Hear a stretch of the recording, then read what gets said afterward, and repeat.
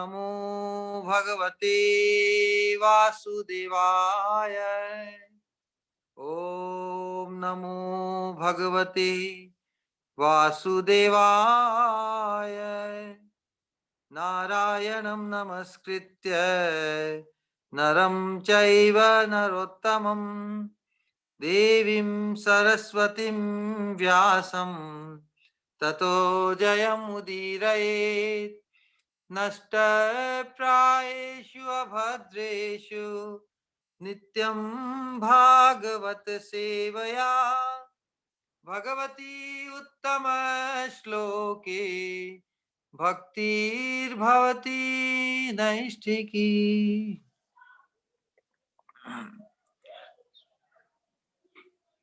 जीव का परम धर्म भागवत धर्म के अंतर्गत श्रीमद् भागवतम का अनुशीलन अपरिहार्य है, अभिन्न अंग है भागवत धर्म का। तो इस अनुशीलन रूपी दिव्य कार्यक्रम में आप सभी का स्वागत है, सभी दिव्य आत्माओं का। और आज हम श्रीमद् भागवत में प्रथम स्कंद 13वां अध्याय धृतराष्ट्र द्वारा गृह त्याग हो गया है विदुर महात्मा की कृपा से।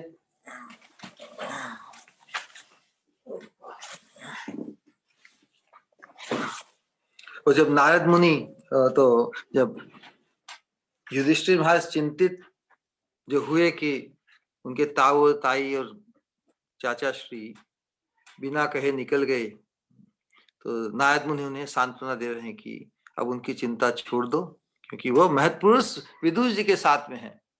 अब तो तुम भी भगवान के चिंतन में अपना मन लगाओ।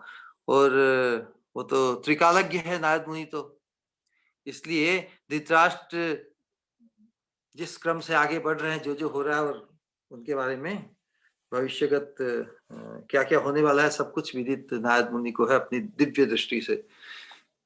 उसी बात को विशेष रूप से आगे बढ़ा रहे हो। यहाँ पर जो पिछली बार हमने जो डिस्कशन हुआ था कि धृतराष्ट्र को इस प्रकार की जो यौगिक जो विधि से जो परम गति की बात यहाँ पर निरूपित की गई है, तो प्रश्न सहज हुआ था कि इस प्रकार की पद्धति और उनकी जो भगवत प्राप्ति का क्या स्वरूप है। तो उसी के अंतर्गत आगे बात बढ़ाएंगे। पिछली बार हमने जो वर्णन किया था, नारद मुनि कह रहे हैं कि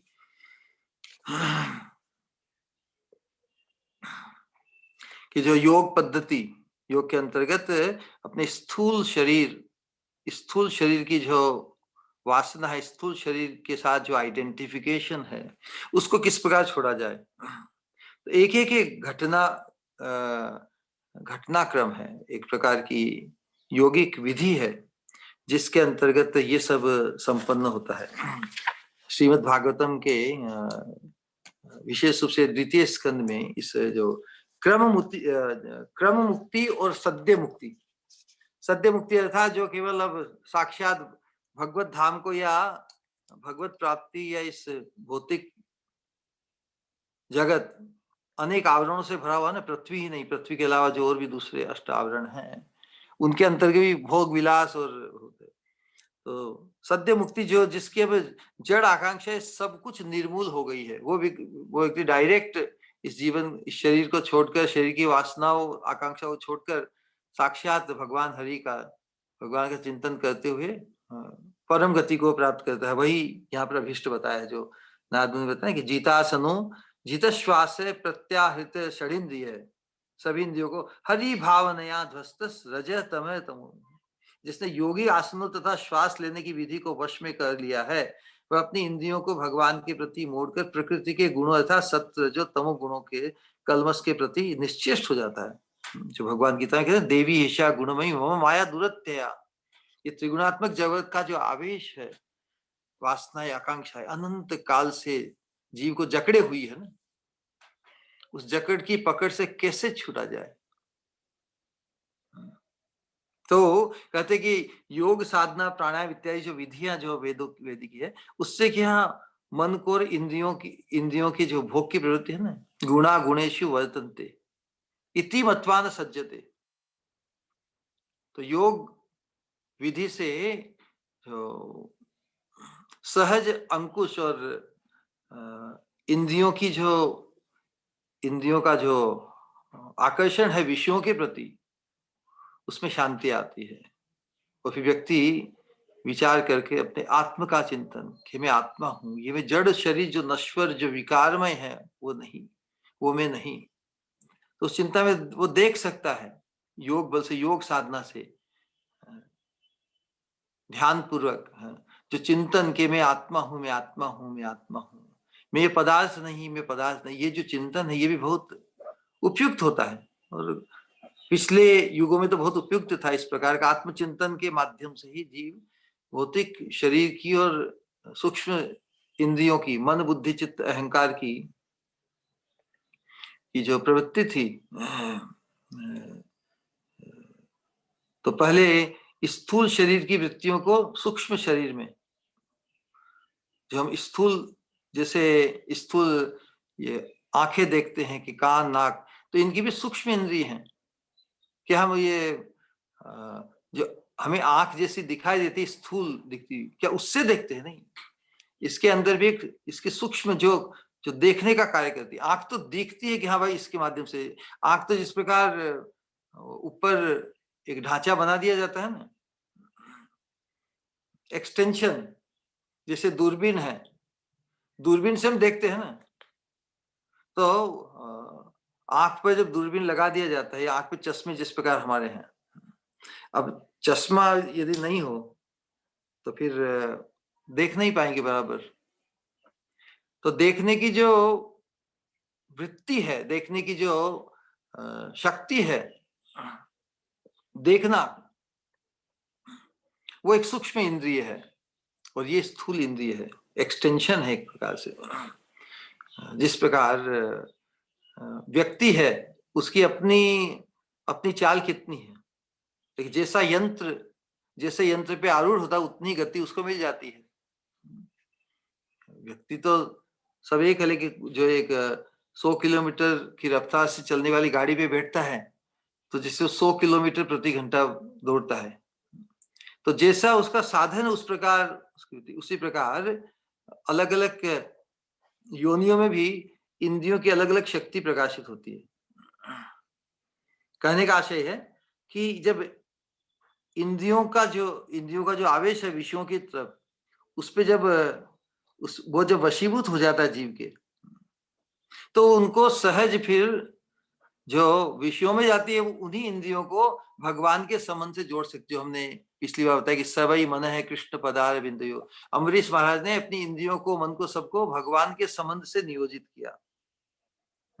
तो जब इंद्रियां, सूक्ष्म इंद्रियां और स्थूल इंद्रियां दोनों की जो क्रियाएं हैं, उनकी जो जब भगवान के संबंध से नियुक्त हो जाती है, उपयुक्त हो जाती है, नियोजित हो जाती है, तो फिर त्रिगुणात्मक जगत के जो ना सत्व रज इन 3 गुणों के का जो कल्मश है उसके प्रति आकर्षण रहता ही नहीं, क्योंकि श्रेष्ठ वस्तु में जब रुचि जागृत हो जाती है, परम दृष्टवा निवर्तते हैं, असत पदार्थ में ही सूक्ष्म इंद्रियां और हमारी स्थूल इंद्रियों की गति हमेशा रही है। लेकिन अभी योग साधना के माध्यम से ये जो भगवत गीता भागवत अनुष्ठान, ये भी भक्ति योग है। योग अर्थात येन केन प्रकारेण है इंद्रियों को ऋषिकेण ऋषिकेश सेवनम भक्ति उच्यते, सर्वोपाधि विनिर्मुक्त। तो ये जो हमारी स्थूल इंद्रियां हैं, सूक्ष्म इंद्रियां हैं, ये उपाधिग्रस्त है। सर्वोपाधि विनिर्मुक्तम तत्परत्वेन निर्मलम। कैसे निर्मल होगी ये? जब ऋषिकेण ऋषिकेश, इन इंद्रियों के माध्यम से, इंद्रियों का ऋषिक कहते हैं इंद्रियों को, ऋषिकेण मतलब जो इंद्रियों के द्वारा, ऋषिकेण ऋषिकेश, ऋषि के ईश और इंद्रियों के स्वामी कौन है? भगवान श्री कृष्ण। तो इन इंद्रियों को जब इंद्रियों के स्वामी भगवान की सेवा में नियुक्त किया जाता है, वही भक्ति है। ऋषिकेण ऋषिकेश सेवनम भक्ति उच्चते। भक्ति को परिभाषा में पूछे भक्ति क्या है, तो यही है सर्वोपाधि विनिर्मुक्तम तत्परत्वेन निर्मलम, ऋषिकेण ऋषिकेश सेवनम भक्तिर उच्यते। ये भक्ति का तो योग साधना के द्वारा हमारी इंद्रियों का जो आवेश असत पदार्थ संसार में उससे उसको मोड़कर भगवान में लगाने में हमें सहायता मिलती है, मतलब उसमें अनुकूलता आती है। और तो धृतराष्ट्र इसी गति इसी अब विदुर जी के साथ में है और बहुत समय कम है ना, समय बहुत कम धृतराष्ट्र का अंतिम अवस्था में है। तो अंतिम अवस्था में तो डायरेक्ट जो भी उनकी शक्ति है कि उन युगों में जीवों की क्षमता काफी थी, एक बार संकल्प कर ले व्यक्ति तो कुछ कर सकते थे। आज के समय में तो ये योग साधना और उस अवस्था संभव नहीं है। लेकिन धृतराष्ट्र कम से कम विदुर जी के आग्रह से घर को निकल कर एकांत में अब इस अपने जड़ इंद्रिय और मन बुद्धि अहंकार जो केवल षड्यंत्र करने में ही और बिल्कुल भौतिक आकांक्षाओं को पुष्ट करने में ही बिल्कुल मग्न रहते थे, वैसे ही उनकी जो बुद्धि दूषित बुद्धि दूषित इंद्रियों और उनसे मुक्त करने के लिए ये तुरंत साधना, जिससे कहते सद्यो मुक्ति का वर्णन श्रीमद् भागवत में द्वितीय स्कंद में भी आता है कि जब जो योगी यथावस्थित साधक शरीर का परित्याग करना चाहता है तो वहां पर यही बताया सुखदेव गोस्वामी, क्योंकि परीक्षित महाराज ने प्रश्न सभी के हित के लिए पूछा, क्योंकि बहुत से ऐसे हैं जो साक्षात परा भक्ति के अधिकारी नहीं है, लेकिन परा भक्ति ही सर्वश्रेष्ठ साधन है, भगवत भक्ति ही सर्वश्रेष्ठ साधन है।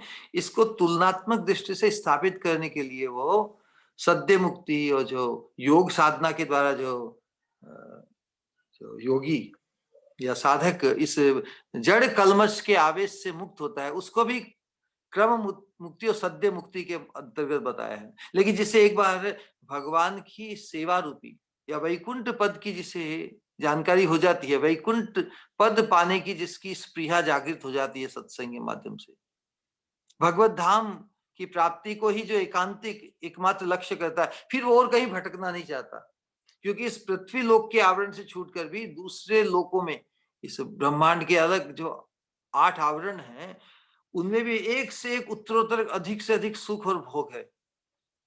और वहां पर तो यहाँ के कष्ट भी नहीं, पृथ्वी पे ये मर्त्यलोक है ना, इस मर्त्यलोक में तो बहुत ही मतलब विशेष रूप से पृथ्वी हम कहते हैं, यहाँ पे तो बड़ी विडंबनाएं हैं। लेकिन भगवान ने ये व्यवस्था इसीलिए यहाँ पर की कि यहाँ के दुख, यहाँ पर भगवत गीता का जो उपदेश है ना, जन्म मृत्यु जरा व्याधि दुख दोषानुदर्शनम, यहाँ पे दुख दर्द और हर घटना का परिणाम दुखमय है, ये सहज समझ में आ जाता है। जीवन जीते जीते ये चीज हर मनुष्य को यदि सत्संग मिला है, जिस व्यक्ति को सत्संग मिला उसको समझ में आ जाती कि इस भौतिक जगत की हर प्राप्ति, हर उपलब्धि, हर खुशी अंत तो गत्वा दुख में ही परिणित होती है।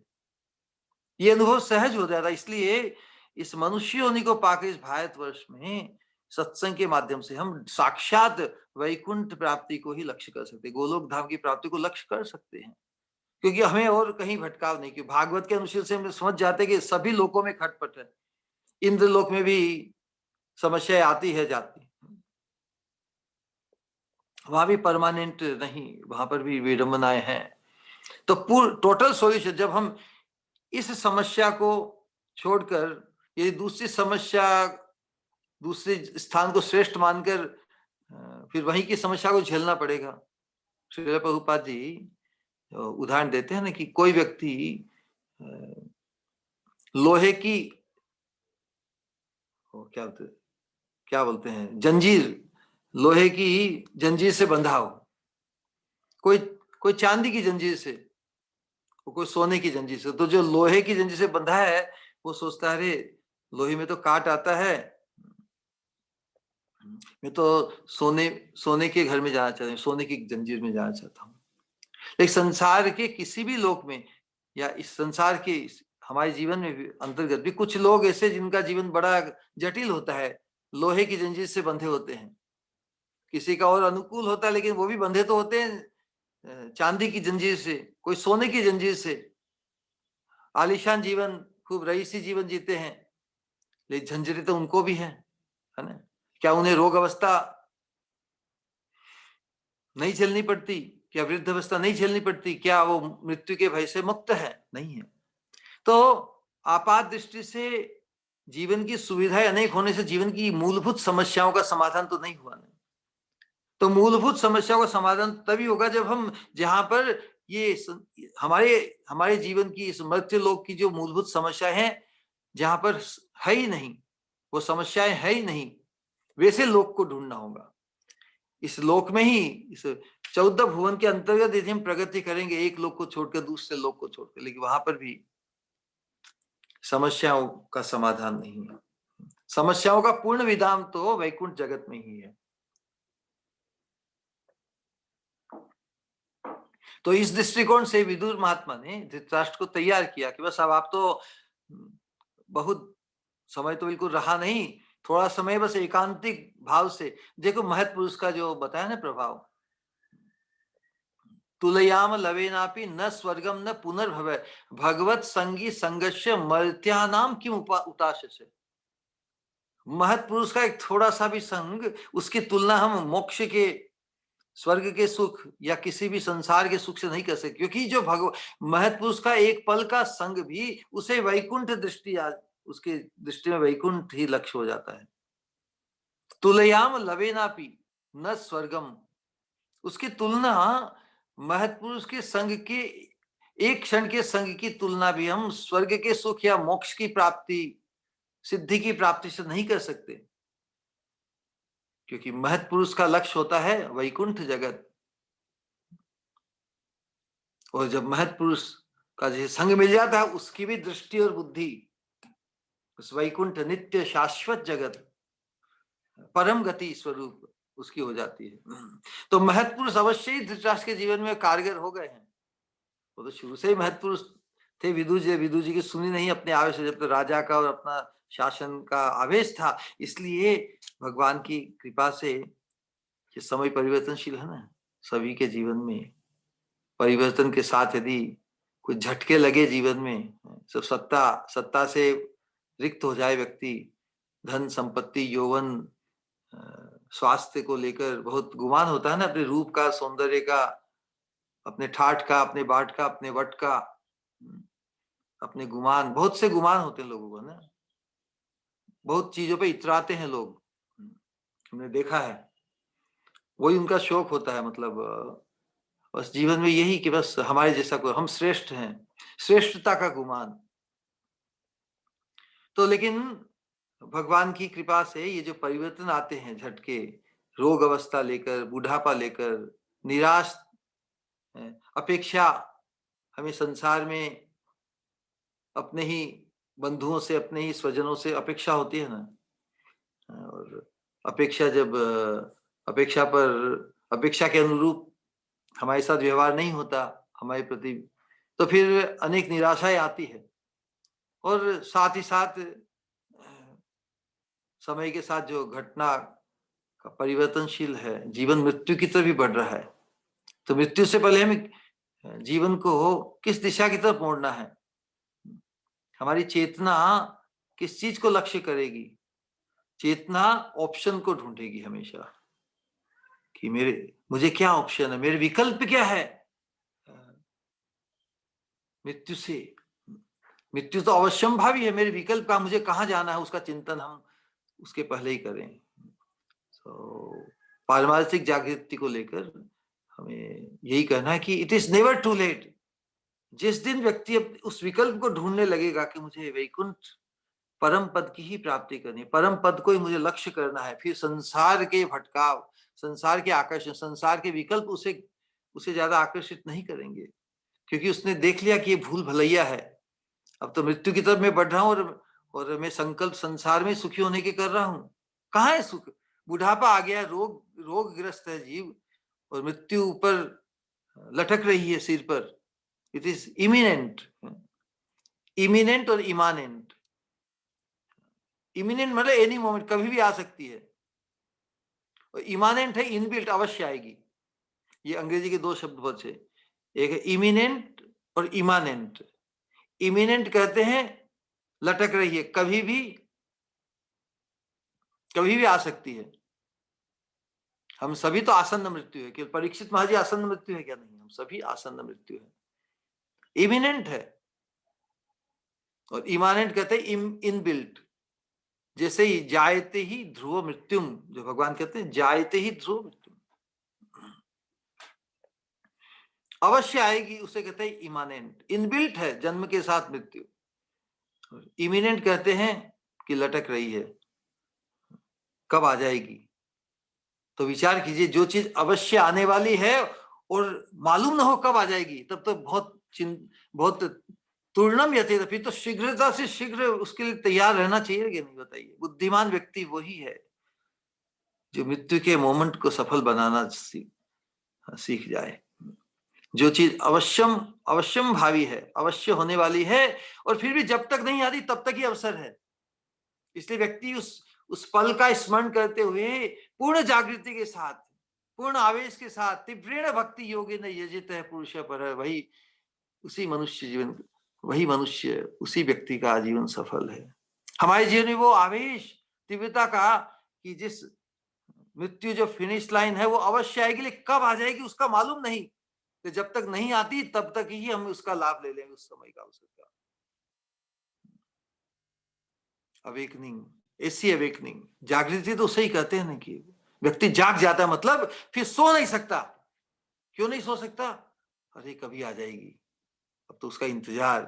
तो जो मृत्यु के इंतजार करते हुए जीता है, उसी का जीवन सफल होता है, क्योंकि वो मृत्यु के पहले इस चीज के चिंतन में मग्न हो सकता है, उस आवेश को प्राप्त कर सकता है, भगवत धाम के आवेश को, भगवान के चरणों की सेवा के आवेश को, हरि गुरु वैष्णव की सेवा के आवेश को। उसी आवेश में जब उसका, उसी चेतना में जब वो प्रयाण करता है, इस प्राण उसके छूटते हैं शरीर से, तो वो उसी का वर्णन करता है जिसकी चिंता में मग्न होता है। प्रकृति का ये नियम है, भगवान की व्यवस्था है। भगवान कहते ही है ना, यान्ति देवे व्रतान देवान, पितृन यान्ति पितृव्रता, भूतानि यान्ति भूतेजा, यान्ति मद याजिनोपि माम। जो मेरा भजन करता है, जो मेरी उपासना करता है, जो मेरा चिंतन करता है, वो मेरे पास आता है। भगवान ने कितना सहज बता दिया। तो हमें जीते जी ही भगवान की आराधना में, भगवान के चिंतन में, भगवान के स्मरण में, भगवान के कीर्तन में अपने आप को, अपनी चेतना को मग्न करना ही होगा। और कितना सहज बना दिया, कितना सरल बना दिया चैतन्य महाप्रभु ने, उनके पार्षद, उनके आश्रित गुरु वर्गों ने, हमारी परंपरा में इस नाम संकीर्तन की जो महिमा का जो प्रकाश हुआ है। और एक चीज को साधना के क्रम में हमें सोचना चाहिए, जो भी साधक हमारे सानिध्य में है, हमें किसी से श्रेष्ठ बनने की चेष्टा नहीं करनी चाहिए। वास्तव में मानना चाहिए कि सभी मुझसे श्रेष्ठ है। इस रहस्य को आज के सत्संग में जो ग्रहण करेगा, वो अवश्य ही शुद्ध भक्ति के रहस्य को समझ जाएगा। हम इस जो शुद्ध भक्ति मार्ग पे हैं, हम श्रीमद् भागवतम का अनुशीलन करते हैं। ये श्रीमद् भागवतम का अनुशीलन हमें उस गंतव्य तक पहुंचाएगा, अवश्य पहुंचाएगा। उस गंतव्य पर पहुंचकर हम सबको गोल्ड मेडल मिलेगा। हम सभी को कौन सा मॉडल मिलेगा? Gold medal. जैसे ये रेसिंग होती है ना ओलंपिक्स में या जो कंपटीशन में, तो भाग के एक दूसरे से ज्यादा भाग करके जो फिनिश लाइन है 100 मीटर या 200 मीटर, जो भी मुकाम है, सब कोई पहले पहुंचना चाहता है ना। क्यों पहले पहुंचना चाहता है? पहले जो पहुंचेगा उसको गोल्ड मेडल मिलेगा। अब जो पहले नहीं पहुंचता उसको दूसरे पहुंचना पड़ेगा, नंबर 2 पे आना पड़ेगा, उसको क्या मिलेगा? Silver medal. और फिर तीसरे स्थान पे आएगा उसको ब्रॉन्ज मेडल। तो 3 ही होते हैं। 100 जने दौड़ रहे तो 3 को ही मेडल मिलेगा, 97 तो वंचित होंगे, और तीनों में भी फिर बहुत भागो, कोई गोल्ड मेडल ले गया, हर व्यक्ति सोचता है कि गोल्ड मेडल तो मुझे मिलना चाहिए। सभी 100 ने यही इच्छा की ना, मैं गोल्ड मेडल के लिए ही ट्राई करूं। कोई सिल्वर मेडल के लिए या ब्रॉन्ज मेडल के लिए नहीं, वो तो बोलते बस मैं गोल्ड सबसे आगे मैं बढ़ जाऊं। तो आउटस्मार्ट किस प्रकार सबको पीछे और प्रार्थना करे कि किसी तरह मैं ही नंबर 1 आ जाऊं, बाकी सबको वंचित करूं। ये संसार की धारा है। संसार में एक पोजीशन को पाने के लिए 1000 लोग भाग रहे हैं। अब 999 को तो वंचित होना पड़ेगा ना, होना ही पड़ेगा, तो वो रोएंगे। और एक सोचेगा बस सबसे श्रेष्ठ मैं ही हूं। तो इस श्रेष्ठता का गुमान इस भौतिक जगत में इस प्रकार ही होता है। आपने जितनों को वंचित कर दिया, जितनों से श्रेष्ठ तुमने कुछ सीख लिया, कुछ ज्यादा श्लोक घोंक लिए, या ज्यादा मीठी आवाज आपकी हो गई, ज्यादा अच्छी तरह से आप लोगों को प्रभावित कर सके, इस प्रकार की श्रेष्ठता ही है संसार की। लेकिन इसमें भगवान के लिए क्या? व्यक्ति, जीव, साधक अपने आप को ही श्रेष्ठ मानता है ना। अरे श्रेष्ठ तो भगवान है, श्रेष्ठ तो भगवान के भक्त हैं, श्रेष्ठ तो श्री गुरु है, श्रेष्ठ तो सभी बाकी हैं। लेकिन गोल्ड मेडल की जो पाने की जो हमारी स्प्रिया आकांक्षा है वो इतनी प्रबल है सबकी, तो हम एक दूसरे को वंचित करके एक दूसरे से स्मार्ट दिखना चाहते हैं, बनना चाहते हैं। बन जाए तो श्रेष्ठ है, लेकिन हम तो दिखना चाहते हैं, कहलवाना चाहते हैं। हम sound, we want to sound श्रेष्ठ। श्रेष्ठ कौन है वास्तव में? श्रेष्ठ वही है जो सबको श्रेष्ठ माने। क्यों श्रेष्ठ माने? क्योंकि इस मार्ग पर सभी को गोल्ड मेडल मिलने वाला है। कोई पहले पहुंचेगा उसको भी गोल्ड मेडल, सेकंड पहुंचेगा उसको भी गोल्ड मेडल, थर्ड, फोर्थ, सबको गोल्ड मेडल ही है। तो फिर तो किसी को धक्का मुक्की या किसी के प्रति में ऐसा द्वेष रखेंगे क्या कि मैं उससे श्रेष्ठ बन के मैं सबसे आगे पहुंच जाऊं? नहीं, जो सबसे पीछे रहना चाहे वही श्रेष्ठ है इस मार्ग में, क्योंकि उसे पूर्ण धारणा है कि प्रभु आपके मार्ग में आया हूं, मुझे भी गोल्ड मेडल मिलने वाला है। तो जो कैसे कैसे आपको प्रसन्न करूं कि सबको मैं सहायक बनूं, सबका उत्साहवर्धन करूं। जो अधिक उत्साह से मेरे आगे जा रहे हैं उनको भी उत्साहित करूं। ठीक है, आप पहले लोग गोल्ड मेडल जाओ, कोई जल्दी करे तो उनको जल्दी जाओ, और कोई पीछे रह गया है तो उसको खींचो।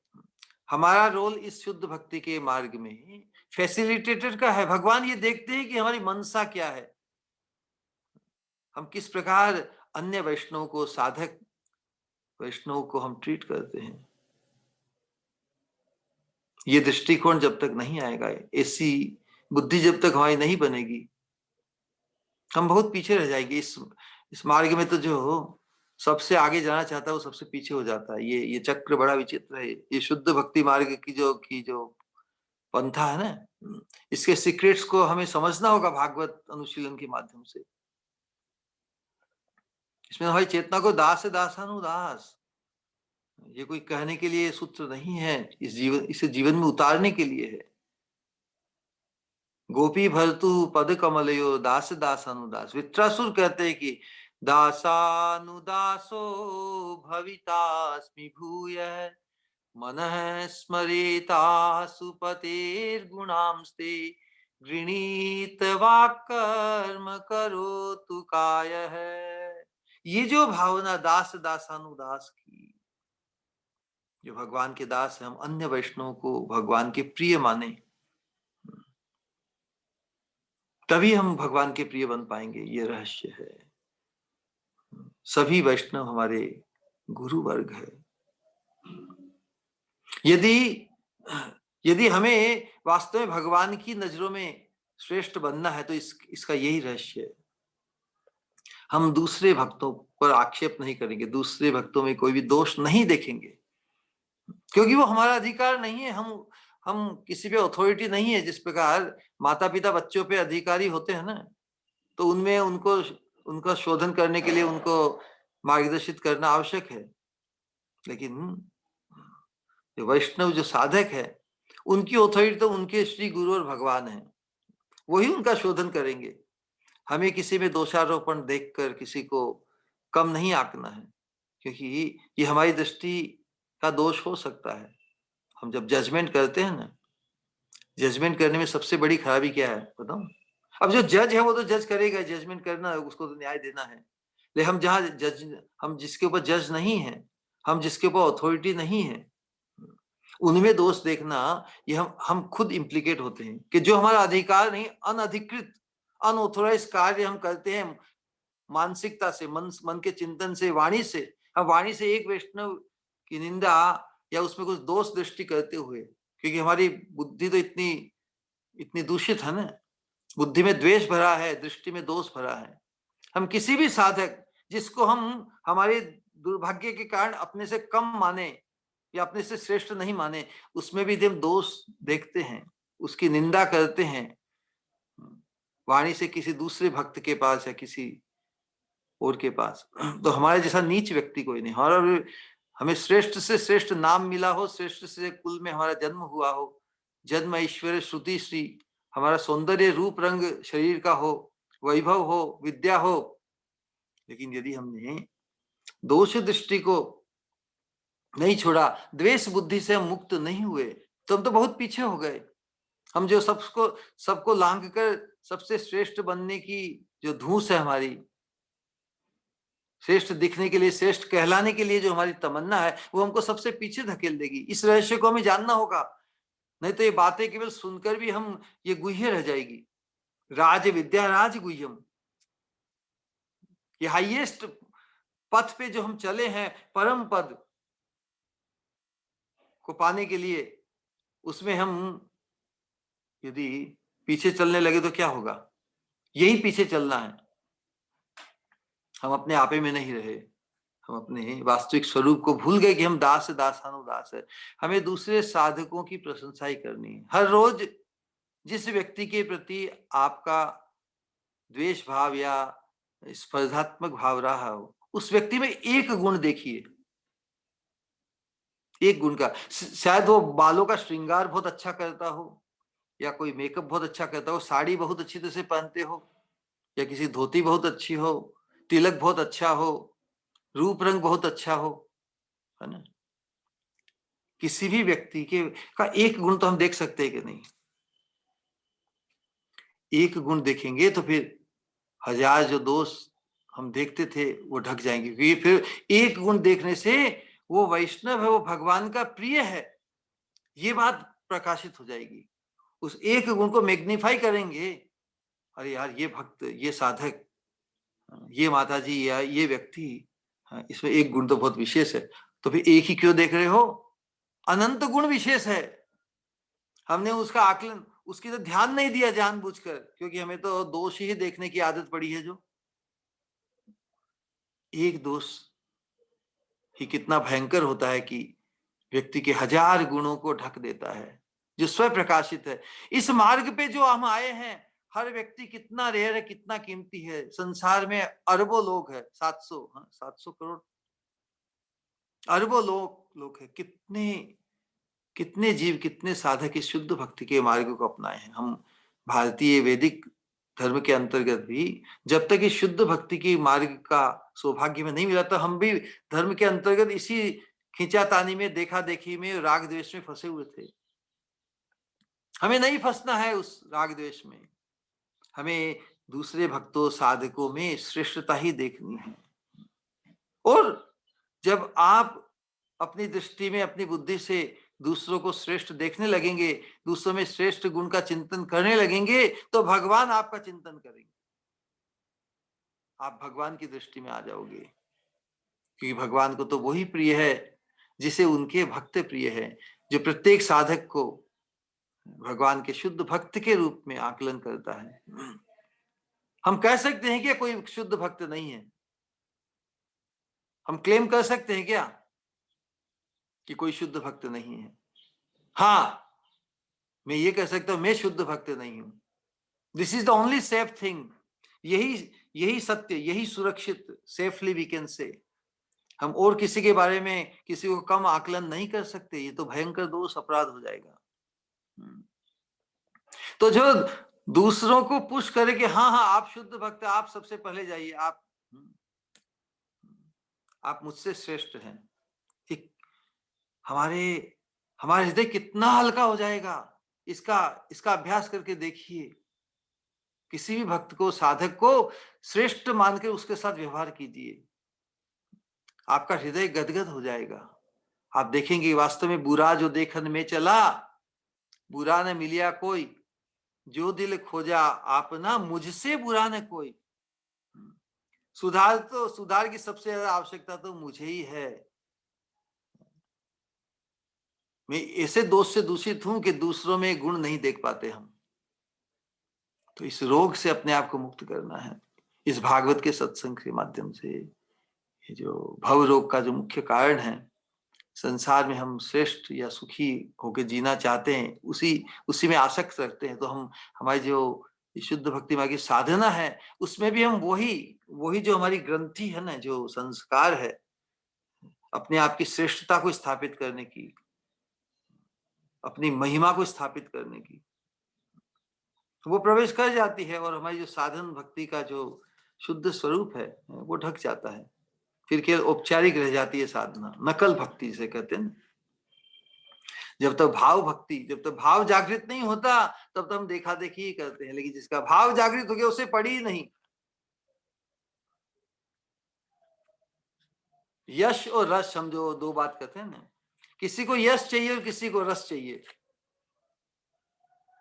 तो जब तक हमारी भूख यश पाने की है तब तक रस से हम वंचित रहेंगे, और जिसे रसास्वादन होने लगा उसे यश की कुछ पड़ी नहीं है।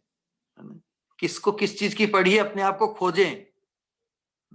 तो धृतराष्ट्र महात्मा संसार के यश को ही, संसार की प्रतिष्ठा को ही, संसार के पद को ही अब तो बेचैन लाचार है। विदुर महात्मा जो भगवान के परम रसिक है, तो जो जिसने भगवान के रस का आस्वादन कर लिया, परम दृष्टवा निवर्तते, वही व्यक्ति, निराश व्यक्ति, संसार में यश या प्रतिष्ठित या श्रेष्ठ बनने का जिसका आवेश है, उसमें जब वो निराशा आती है तब महत् पुरुष जो रस के स्वाद से के अनुभव से संपन्न है, वही उसे बचा सकता है। यहाँ पर यही बात प्रकाशित हो रही है। धृतराष्ट्र का सौभाग्य देखिए, विदुर महात्मा ने उनको किस प्रकार इस भौतिक जगत की, संसार की जो आसक्ति, प्रबल आसक्ति, उससे मुक्त करके तुरंत श्रेष्ठ गति की तरफ ले जाने के लिए उनको प्रेरित किया है। तो हम सबके लिए बहुत ही अच्छी बात, अच्छा यह दृष्टांत है। और नारद मुनि यही बता रहे हैं कि वो तो बस अब जो साधना है, जो क्रम मुक्ति, जो सद्य मुक्ति के अंतर्गत किस प्रकार जो जड़ इंद्रियों की, जड़ शरीर की जो वासनाएं, आकांक्षाएं, उनसे विराम देकर सात्विक सत्व में और आत्मचिंतन में मग्न रहते हुए जो संसार की जो झूठी पहचान है, बुद्धि मन इंद्रियों के साथ, उससे, उसके आवेश से जीव मुक्त हो जाता है। और तो भगवान की, क्योंकि हम भागवत के अंतर्गत अल्टीमेटली जो भी है हमारे ऊपर किस प्रकार उतरना, हम इससे क्या सीखे इस बोध से। तो इसलिए प्रभुपाद जी बताते हैं कि जो भगवान का शुद्ध भक्त है या भगवान का शुद्ध भक्त होना चाहता है, दोनों बातें हैं, तो वो तो इन भौतिक इंद्रियों को संयमित करके और उसका लक्ष्य कोई भौतिक आकाश के किसी लोक में जाने के लिए नहीं। जो बहुत से योगी साधन अलग अलग लोक में जाकर उसको भोगना चाहते, लेकिन जो भगवान का शुद्ध भक्त है या जो शुद्ध महात्मा के सानिध्य में आकर जिसने वैकुंठ को लक्ष्य किया है, जिसकी रुचि भगवान को जानने के लिए हो गई है, जिसकी भगवान को पाने के लिए भगवान की रुचि उत्पन्न हो गई है, जिसका आध्यात्मिक चिंतन परम को लक्ष्य कर रहा है, तो फिर और कहीं अटकेगा नहीं। जो अष्ट आवरण है वो सीधा अपनी चेतना को, मन को साक्षात भगवान के चिंतन में मग्न करेगा। तो बद्ध जीव सभी आवरणों में, पृथ्वी और पृथ्वी के दूसरे आवरण हैं, तो सभी 10-10 गुना है। बहुत विस्तार से उसका वर्णन हम उसके लिए नहीं, लेकिन कहने का मतलब जिसने ये जीते जी वैकुंठ को या भगवत धाम को, भगवत चरणारविंद को लक्ष्य कर लिया है, उसकी चेतना इतनी उस पद को पाने की प्रबल हो जाएगी कि बीच रास्ते की जो प्रलोभन है दूसरे लोगों के, उसे रोक नहीं सकेंगे। तो ये धारणा, ये संकल्प, ये मति उसकी कौन देता है? महत पुरुष। महत पुरुष अर्थात जो भगवती अचलो भावो, जिसका भगवान के प्रति अचल भाव है, एकांतिक भाव है, तीव्र भाव है, जो भगवान में अनुरक्त है, वैसे पुरुष के सानिध्य में आने से ही हमें भी वो भगवान में अनुरक्ति प्राप्त होगी। फिर आगे बता रहे हैं कि ध्यस्त माया गुणोदर को निरुद्ध करना से निवर्ती ताकि लहार आस्ते स्थानु विचाल तशांतरायो मई वाभु संन्यस्ताखिल कर्मण है।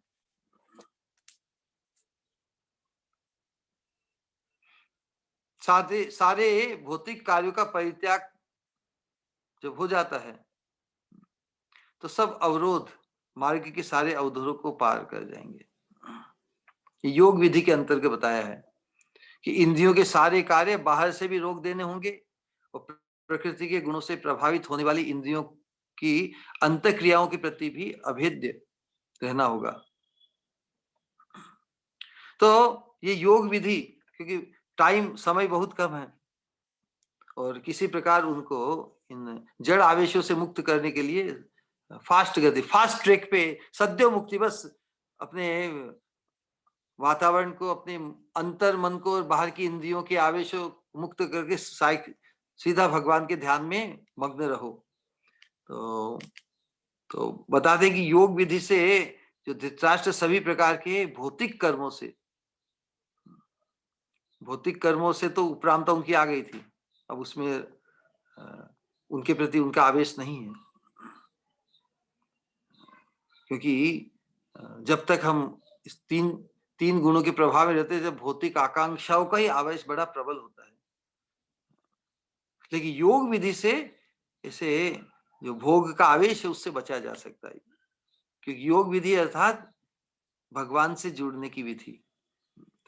भगवान से जो जुड़ेगा, भगवान में जिसका आकर्षण बढ़ेगा, तो उस आकर्षण को बढ़ाने के लिए जो भोगों की जो प्रबल प्रवृत्ति है, खाने की, पीने की, विहार की, उसका आवेश नहीं रहेगा, क्योंकि मुझे भगवान को मैं भजन नहीं कर सका, जिंदगी भर मैंने भोगों में ही अपने जीवन को नियुक्त किया। तो कम से कम सत्संग के माध्यम से भगवान में अनुरक्त होने की उसकी स्पृहा जागृत होगी। अनुरक्त नहीं हुआ, लेकिन मुझे अनुरक्त होना है, इसके लिए आवश्यक क्या है? मैं साधन भक्ति को अपनाऊंगा, इतने जप करूंगा, इतना भागवत अनुशीलन करूंगा, और जो भी अनुकूल संकल्प प्रतिकूल, जो अनुकूल है चीजें खान पान व्यवहार में, उनको मैं अपनाऊंगा, और जो प्रतिकूल है गुरु वैष्णव के मार्गदर्शन में आकर प्रतिकूल चीजों को छोड़ूंगा। अत्याहार, प्रयासश्च, प्रजल्प, नियमाग्रह, जन संघर्ष, लौल्यम से षडवीर भक्ति विनश्यति, ये 6 चीजें हमारी भक्ति की साधना को, भक्ति की प्रबलता को पाने में को नष्ट करती है। और उत्साह, निश्चय, धैर्य, तत्त कर्म प्रवर्तनात् संग त्यागो सतो वृत्ति षडवीर भक्ति प्रसिद्ध्यति। तो जो चीजें अनुकूल है, अनुकूल से संकल्प प्रातिकूल्य विवर्जितम, तो अनुकूल प्रतिकूल चीजों को अपनाने से हमारा जो मन का अंतर का आवेश है, भले ही वो एकदम भगवान की तरफ केंद्रित होने लगेगा धीरे धीरे अभ्यास से। इसलिए जो निर्गुण अवस्था की कही गई है, संसार में के अंतर्गत जो आवेश है वो त्रिगुणात्मक है, लेकिन जो आवेश भगवान में संलग्न करता है भक्ति, भगवत गीता में भगवान 18वें अध्याय श्लोक संख्या 40 बताया कि न तदस्ति पृथिव्याम वा दिवि देवेशु वा पुनः सत्वम प्रकृति जैर मुक्त यदेभिश्या त्रिभिर गुण। इस संसार के स्तर पर कोई भी 3 गुणों के प्रभाव से मुक्त नहीं है। लेकिन संसार में ही तो कुछ चीजें हैं जो 3 गुणों से परे हैं। संसार में हर वस्तु ही 3 गुणों के प्रभाव से, न केवल यहीं भी, पृथ्वी में नहीं, स्वर्ग में, न तदस्ति पृथिव्याम वा दिवी देवेषु वा पुनः। तीनों लोक में कोई भी चीज 3 गुणों के प्रभाव से मुक्त नहीं है। फिर भी इस संसार में ही भगवान अवतरित होते हैं। तो भगवान है ना, भगवान त्रिगुणातीत है। इस संसार का पदार्थ नहीं, इसलिए भगवान, संसार की वस्तु नहीं। संसार नश्वर शरीर, भगवान का स्वरूप नश्वर पदार्थ से बना हुआ नहीं है। संसार में आते हैं फिर संसार से अस्पृश्य रहते हैं। तो भगवान, वो जो भगवान के भक्त है, जो भगवान के आश्रित है, भगवान में अनुरक्त है, वो भी त्रिगुणातीत है। वो भी निर्गुण स्थान, निर्गुण स्वभाव को पा जाते हैं। क्योंकि गुणा गुणेषु वर्तन्ते, वो देखते हैं कि ये शरीर की इंद्रियां है, ये गुणों में जा रही है, मैं तो नहीं। फिर आत्मा इति मत्वा, ये जानकर कि मैं इन इंद्रियों से, मन बुद्धि चित्त अहंकार से अलग हूं, मैं तो शुद्ध चैतन्य आत्मा हूं, जिसका एकमात्र कर्तव्य भगवत सेवा है। तो फिर ये शरीर होते हुए भी, मन बुद्धि अहंकार होते हुए भी, इनके साथ अपना आइडेंटिफिकेशन, मतलब इसको क्या बोलते हैं, आइडेंटिफिकेशन, इसमें इसकी अहम ममत्व बुद्धि नहीं होती, अहमता उसमें नहीं होती अपने इसमें कि मैं ये हूं। लौकिक जो शरीर का जो परिचय है ना, जिस कुल में हम पैदा हुए हैं, जिस देश में पैदा हुए हैं, जिस लिंग के हैं, अनेक प्रकार के आवेश होते हैं शरीर को लेकर, उसमें अहमता बुद्धि चली जाती है। और अहमता के कारण फिर ममता बुद्धि, मैं ये शरीर और शरीर के संबंध से जिनको मैं अपना मानता हूं वो मेरे हैं, जो शरीर के संबंध से नहीं वो पराए हैं। मेरे और पराए ये भेद ये बना रहता है। तो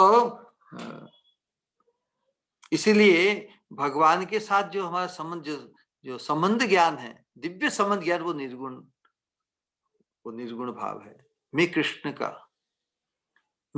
का नित्य दास, ये त्रिगुणातीत है, ये निर्गुण है, शुद्ध है। तो भगवान है, भगवान के भक्त, वो निर्गुण है। भक्ति की साधना, ये भी निर्गुण है।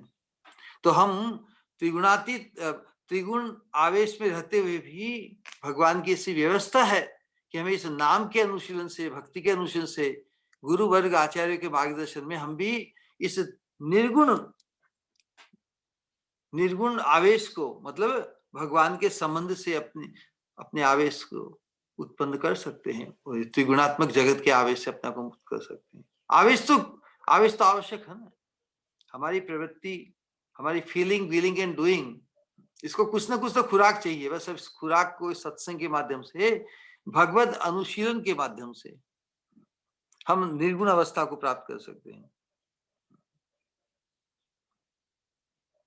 फिर वो आगे उनको बता रहे हैं कि अपनी दूरदृष्टि से नारद मुनि, सेवा अद्य तनाद राजन परत पंचमे हनि कलेवरम हास्यति स्वम तच्च भस्मी भविष्यति। हे राजन, बहुत समय की वे आज से 5वें दिन, पंचमे अहनि, अहनि मतलब 5 दिन बाद में दिन,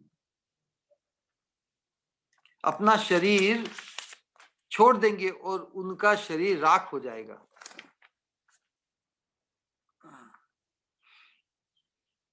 तो उनकी गति भी नारद मुनि ने बता दी। ये उन्हें रोकना चाहते हैं। युधिष्ठिर महाराज को जब देखा, आतुर है कि उनकी चिंता करके कहाँ गए होंगे, कहाँ सोते होंगे, कहाँ उठते होंगे, इत्यादि इत्यादि। नारद मुनि कहते, चिंता बिल्कुल मत करो, जिससे वो वहां जाने के लिए व्यग्र न हो। क्योंकि अपनी योग शक्ति से अपना शरीर त्यागने के बाद भी क्यों चिंता कर रहे थे कि भाई उनका मैं ख्याल करूं, कहीं उनकी मृत्यु हो जाए कहीं पर, तो उनका संस्कार तो कर सकूं ना। संस्कार करने की जरूरत होती है ना। लेकिन योग साधना में जब सिद्ध हो जाता है और तीव्रता से, तो अपनी योगिक शक्ति से ही अग्नि को ही प्रकट अपने शरीर से करके उसमें भस्म हो जाता है। तो फिर तो अग्नि तो सभी संस्कार मतलब शुद्धिकरण अपने आप ही कर लेती है ना, जब अपनी योग साधना से शरीर से ही आग्नेय उसमें, तो फिर दाह संस्कार और ये क्रियाक्रम करने की जरूरत रह जाती है क्या?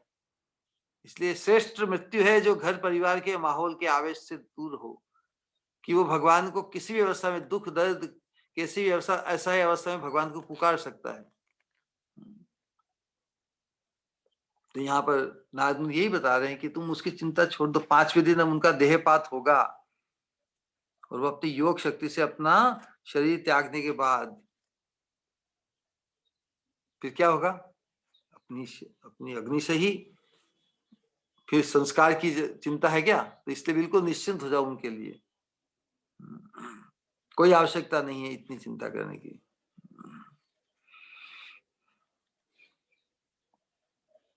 तो जब यही तो योगिक पद्धति की महिमा बताई है, योग में ऐसी शक्ति, इस प्रकार की धारणा, इस प्रकार का बल।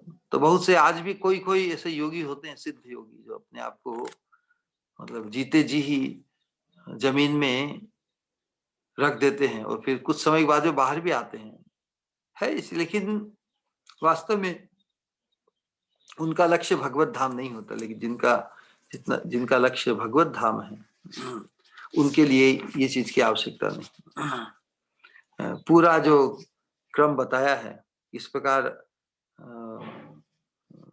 विशेष रूप से जब भगवान में ही लक्ष्य बुद्धि करती है, तब समय और स्थान का जो दोष है ना, इस पर कहते हैं कि उत्तरायण के बाद में ही शरीर को त्यागना चाहिए, या इस अवस्था में शुभ स्थान में या शुभ पुण्य काल में, वो देखने की आवश्यकता नहीं।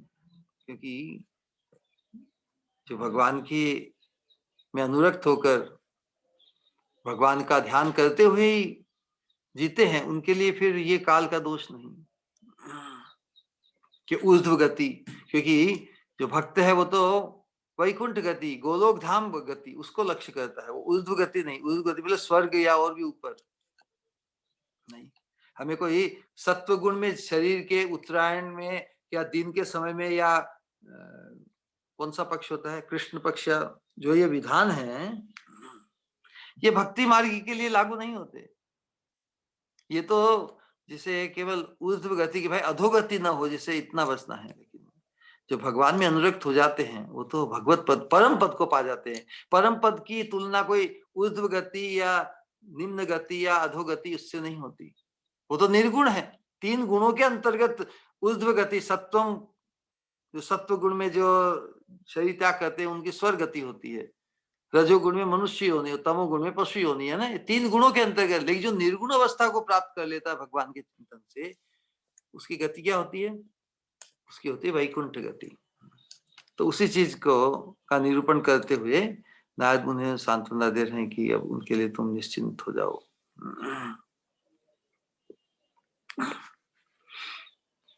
फिर बता रहे हैं कि दह्या मानेग्नि भीर देहे पत्युहु पत्नी सहोटजे बहि स्थिता पतिम साध्वी तमग्निम अनुवेक्षिते।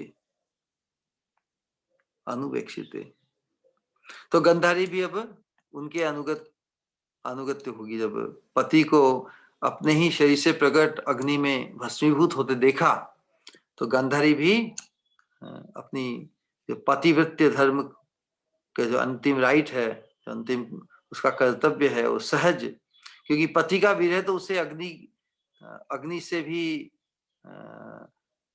पति के विरह की अग्नि उसे और भी अधिक कष्ट देगी, इसलिए धृतराष्ट्र की अग्नि में ही वो प्रवेश कर जाएगी,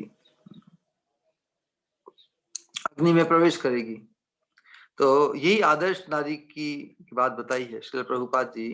तात्पर्य बताते हैं कि सती स्त्री का अपने पति की अग्नि में प्रवेश करना, सती प्रथा जो वैदिक धर्म के अंतर्गत बताई गई थी, तो ये स्वेच्छा से था।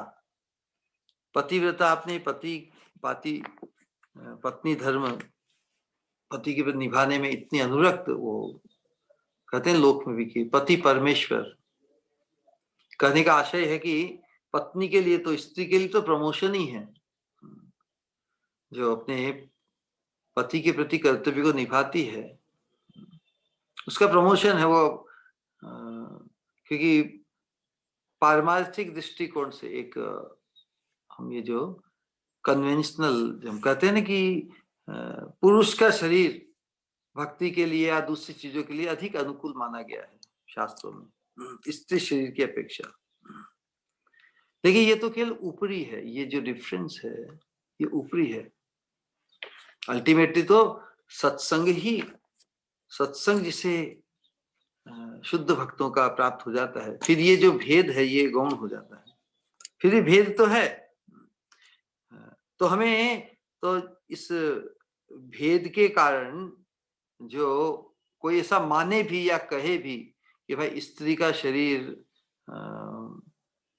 आध्यात्म में आगे बढ़ने या ऑस्टेरिटी या तपस्या या साधना में अनेक रुकावटें, अनेक दोष जो सहज माने गए हैं, वास्तव में it should become the impetus. ये तो व्यक्ति, क्योंकि अब हमें जो भी जीवन प्राप्त मिला उसको हमें कोसना नहीं है कि वो मुझे स्त्री शरीर मिल गया तो मुझे पुरुष शरीर क्यों नहीं मिला, मेरी स्वतंत्रता कम है, इत्यादि इत्यादि।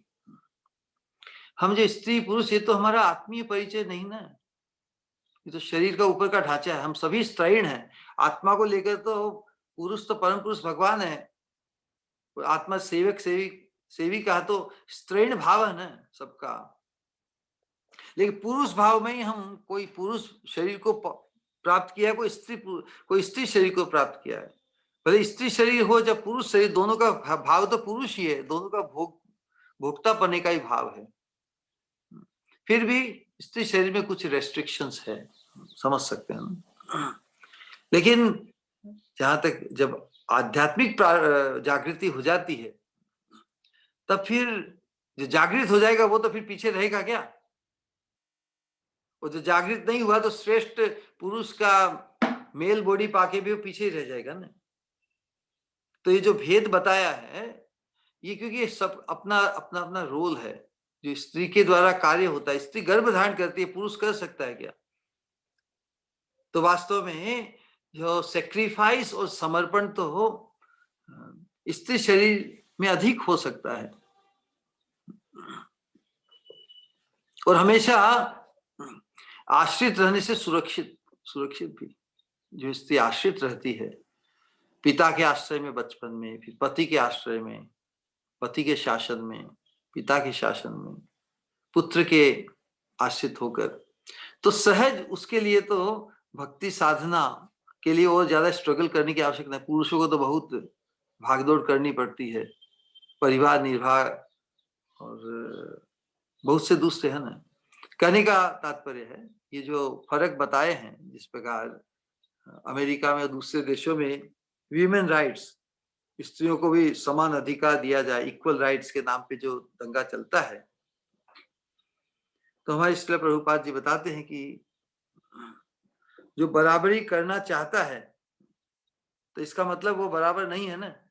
इस चीज को पहले मान लो।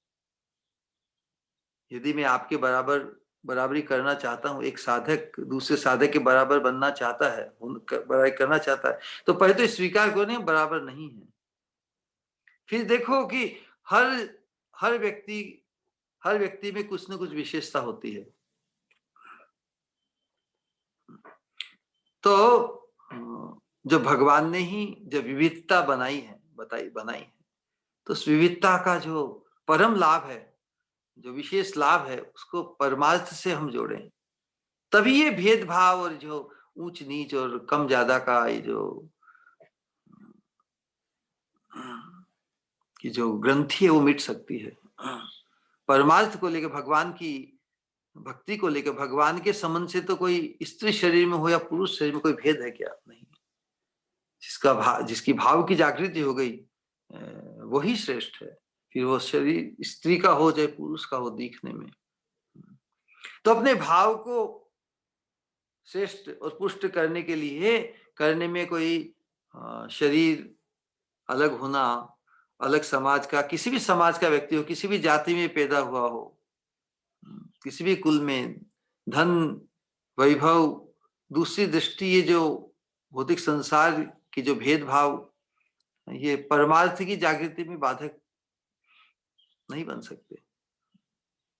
जब तक जागृति नहीं होती तब तक हम साधक अवस्था में भी इन भेदभावों से बहुत प्रभावित होते हैं। हम सोचते हैं कि हम किसी से श्रेष्ठ बन जाए, हमारे पास इतना धन हो जाए, इतना सुख हो जाए, इतना ही हो जाए हैं, तो फिर हमारा जो एकांतिक एकांतिक जो भाव है वो भगवान में नहीं होकर फिर संसार में बिखरने लगता है। फिर हम साधना का जो पुण्य है उसको भी हम भौतिक सुख को पुष्ट करने में लगा देते हैं। तो यही ग्लानि है, यही धर्म की ग्लानि है कि जिस परम धर्म के मार्ग को हमने अपनाया है उसका उपयोग हम बहुत सस्ते में कर देते हैं। तो भगवान को तो क्या, भगवान तो बहुत सरल कह रहे, कोई मेरे पीछे आया है तो इसको तो ये चाहिए, चलो देखे दूर से ही। भगवान को फिर किसी से बंधने की आवश्यकता नहीं। लेकिन जो भगवान को बांधना चाहता है वो संसार की आकांक्षाओं से कभी नहीं बंधेगा। एक साथ हम दोनों को नहीं बांध सकते, संसार को और भगवान को। भगवान तो बंधना चाहते हैं हमसे, सबसे नहीं, किसी किसी से। भले सभी यदि अधिकारी बने तो सभी से बनना चाहिए, भगवान को क्या फर्क है, वो तो अनंत है, सबसे बन सकते हैं। लेकिन भगवान जानते हैं कि मनुष्याणाम सहस्रेषु कश्चित यतति सिद्धे यतताम अपि सिद्धानाम कश्चिन वाम व्यक्ति तत्वतः। भगवान कहते हैं कोई कोई ही मुझे समझता है, कोई कोई से मैं बंधता हूं। तो जो व्यक्ति ही अपने आप को बहुत बुद्धिमान समझता है तो उसके लिए भगवान ने चैलेंज किया, अच्छा तू अपने आप को बहुत बुद्धिमान समझता है तो ठीक है, तू वो स्पेशल बन। तो व्यक्ति जो बुद्धिमान जो अपने आप मानते वो भगवान के कोई मुझे प्राप्त करता मैं भगवान को प्राप्त करूंगा, इससे उसकी प्रबल आकांक्षा हो जाती है। उस आकांक्षा को प्रबल करने के लिए भगवान ने बड़ी चतुराई से कहा कि कोई मुझे पाता है या कोई मुझे भाता है। कह सकते हैं इसी बात, ये भाना शब्द बहुत अच्छा है ना, कि भगवान किसी किसी कोई भगवान को भाए। भगवान तो सबको भाते हैं ना। भगवान कहते कश्चिन माम वेति, कोई मुझे पहचानता है, मतलब कोई मुझे पाने का अधिकारी बनता है। आशय वही है कि कोई की किसी की साधना, किसी का सौभाग्य महत कृपा से ऐसा होता है कि वो भगवान की पसंद बन जाता है। तो फिर हर व्यक्ति जो बुद्धिमान अपने को समझता है वो भगवान की पसंद बनना चाहेगा ना। तो भगवान की पसंद बनने के लिए क्या क्या आवश्यक है इसको खोजना होगा, इसको अपनाना होगा, क्योंकि भगवान से हम नहीं बच सकते। भगवान की पसंद बनने के लिए तो जानना होगा भगवान को कैसा कैसा स्वभाव पसंद है, कैसा भाव पसंद है। तो जो भगवान की पसंद बनना चाहता है वो फिर संसार के संबंध को लेकर अपने आप को वंचित नहीं करेगा। लेकिन हम वास्तव में भगवान की पसंद बनना ही कहाँ चाहते हैं। हम सोचे पहले तो हम संसार की पसंद बने, संसार में प्रतिष्ठित हो, अपने माहौल में, आसपास के गांव में प्रतिष्ठित हो, अपने शहर में प्रतिष्ठित हो, अपने कस्बे में, अपने राज्य में, जिला में प्रसिद्ध हो, देश में हो, अपने समाज में प्रतिष्ठित हो। समाज में प्रतिष्ठित हो जाऊं कि मैं तो बहुत बड़ा भगत हूं। अरे भाई, what really matters is what Krishna thinks about us. भगवान मेरे बारे में क्या सोचते हैं, इस चीज का विचार करना ही होगा हमें। दुनिया भले कुछ भी कैसा सोचे उसकी परवाह हम करेंगे। श्री गुरु मेरे बारे में कैसे सोचते हैं, दूसरे जो भक्त हैं, साधक, उनको मैं कितना प्रिय बना हूं या बनी हूं। जो भगवान को अति प्रिय हैं उनके हम प्रिय बन पाए कि नहीं, उनके प्रति हमारा जो द्वेष भाव है, उनके प्रति उनसे श्रेष्ठ बनने की जो स्पृहा, उत्साह, जो लालसा, प्रतिष्ठा को प्राप्त करने की जो वासना है। वो कहते कि मुझे छोटी राधा रानी की छोटी दासी बननी है, छोटी लघु दास दासानुदास दासी। तो जिसने जिसने अपनी सूक्ष्मता को समझ लिया वही श्रेष्ठ बन जाता है, क्योंकि श्रेष्ठ तो परम श्रेष्ठ तो भगवान है ना। तो भगवान की दृष्टि में श्रेष्ठ बनने के लिए अपनी लघुता को, अपनी तुच्छता को, अपनी स्मॉलनेस को समझना ही पड़ेगा, एक्नॉलेज करना पड़ेगा। तो छोटा कौन बनना चाहता है? बनना क्या, छोटे ही हैं। कितने छोटे इसका भी अंदाज है हमें, हम कितने छोटे कोई समझ सकता है। उपनिषद कहते हैं कि बालाग्र शत भागस्य सतधा कल्पितस्य च भागो जीवेश विज्ञेयम इति प्राह पराश्रुति। सभी श्रेष्ठ श्रुति यही कहती कि बाल का 100वां, बाल का अग्रभाग, अग्रभाग जब बाल पूरे साफ हो जाते हैं तो जो दिखता है ना उसको अग्रभाग होता है। उस अग्रभाग के 100 भाग करो, उसके भी 100 भाग करो, मतलब असंभव सी चीज है। इतना छोटा है जीव, इतना छोटा होते हुए भी उसका अहंकार उसे कितना बड़ा मानता है अपने आप को। वास्तव में इतना छोटा है, इतना नगण्य है जीव। अपने आप को बड़ा मानकर ही भगवान की दृष्टि में हास्यास्पद बनता है, भगवान की खुशी का कारण नहीं बनता, हंसी का कारण बनता है। हंसी और खुशी आपात दृष्टि से एक होते हुए दोनों में आकाश पाताल आकाश का फर्क है नहीं।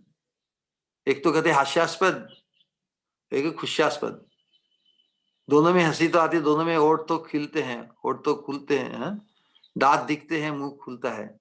एक तो किसी की हंसी करना और एक कहते हैं हंसना। हंसना मतलब आनंदित होना, प्रसन्न होना। किसी पे जब हम प्रसन्न होते हैं हंसते हैं ना, और किसी हंसी उड़ाते तब भी हंसते, तो दोनों में फर्क है ना। तो हम भगवान की दृष्टि में हास्यास्पद बने या भगवान की खुशी का कारण बने, भगवान हम पर खुशी प्रकट करे, प्रसन्न हो। तो चॉइस अपनी है। तो हमें भगवान की पसंद बनना है, ये हमारा अधिकार है। हम कितने भी छोटे और नगण्य होते हुए भी ये क्षमता हम सब में है कि हम भगवान की खुशी, भगवान के आकर्षण का केंद्र बन सकते हैं। हमने आज तक क्या सीखा है कि भगवान हमारे आकर्षण के केंद्र हैं हो, तो हम भगवान की का अनुशीलन करते हुए भक्ति साधना अपनाते हैं। तो जब भगवान हमारे एकमात्र केंद्र हो जाते हैं हमारी बुद्धि और दृष्टि के, तो फिर वो भगवान को बहुत भाते हैं, वो व्यक्ति बहुत भाता है भगवान को। तो भगवान के लिए भी वो ऑब्जेक्ट ऑफ एट्रैक्शन, भगवान के भी आकर्षण का केंद्र बन सकता है जीव। ये क्षमता मनुष्य में है। तो इस शुद्ध भक्ति की साधना को अपनाकर हम भगवान के चिंतन को में इतना एकांतिक बने, भगवान के चिंतन को अक्षुण्ण बनाए, तो फिर जो इस एकांतिक चिंतन से हमें मुक्त, जो च्युत करे, वंचित करे, वैसे चिंतन को हम निकालेंगे, वैसी वाणी को हम बोलेंगे नहीं, दूसरे भक्तों की या दूसरे साधकों की पंचायती करेंगे नहीं, उनमें दोषारोपण करेंगे ही नहीं, एक दूसरे की बात किसी को कहेंगे ही नहीं। वाणी को विलसित करेंगे तो दूसरे की प्रशंसा ही करेंगे। वाणी को हम दुष्ट नहीं करेंगे, दूषित नहीं करेंगे, विशेष रूप से भक्तों की, दूसरे साधकों की, जिनसे हमें एक भी चीज से का लाभ हुआ हो। हमें अनग्रेटफुल नहीं होना है। साधकों में परस्पर जो व्यवहार होता है, कुछ न कुछ हम उनसे हमें जो लाभ हुआ है उसके प्रति कृतज्ञता प्रकट करनी चाहिए ना। तो शुद्ध भक्त का जो सर्वश्रेष्ठ लक्षण वो क्या है? He is always grateful. वो अनग्रेटफुल नहीं, वो कृतज्ञ है, कृतज्ञ नहीं। हमें नहीं भूलना चाहिए, हमें एक भी चीज का लाभ किसी के संग में, सानिध्य में, जिंदगी भर में दी कुछ भी अच्छा उपकारी काम या कुछ भी हेल्प हमें किसी से मिली हो, उस उपकार को हमें नहीं भूलना चाहिए। तो हम भगवान को प्रसन्न कर पाएंगे। भगवान भी देखेंगे, देखो छोटे से छोटे उपकार को भी ये नहीं भूला, तो वो व्यक्ति फिर भगवान के उपकार को नहीं भूल सकता। भगवान के तो अनंत उपकार है। तो भगवान के जो अनंत उपकार है उस चिंता से हम च्युत हो जाते हैं जब भगवान को प्रिय भक्तों में दोषारोपण करते हैं। भगवान के नहीं, तो मुझे प्राप्त करने के योग्य नहीं, तो भगवान को भुला देते हैं। लेकिन जब भक्तों की प्रशंसा हम करते हैं, भक्तों का सौभाग्य देखते हैं, हमारा फॉर्चून कितना रेयर है। हम सभी करोड़ों में एक हैं। ये शुद्ध भक्ति की साधना में 1 in crore, लाखों में एक है। तो जो लाखों में एक पहले से ही इतना निराला है, उसमें दोष देखना ये तो कितनी निकृष्ट चीज है। तो हम ऐसे माहौल को बनाए। श्रील प्रभुपाद जी ने, हमारे गुरु वर्गों ने, ये सत्संग घर घर समाज समाज सब जगह फैले, जिससे हम ऐसे माहौल को परिपक्व करें कि जिसमें असत और संसार की पंचायती की चिंता समाप्त हो, प्रपंच की चिंता समाप्त हो, और परमार्थ की चिंता में ही हम अग्रसर और प्रेरित, उत्कंठित और आगे बढ़ें। इतने आगे बढ़ जाएं कि फिर पीछे मुड़ के देखने की आवश्यकता नहीं। फिर संसार के दृश्य, संसार के संगीत, संसार की सुगंधे, संसार का स्पर्श, इन चीजों से इम्यून हो जाएंगे। ये चीज हमें प्रभावित नहीं करेगी।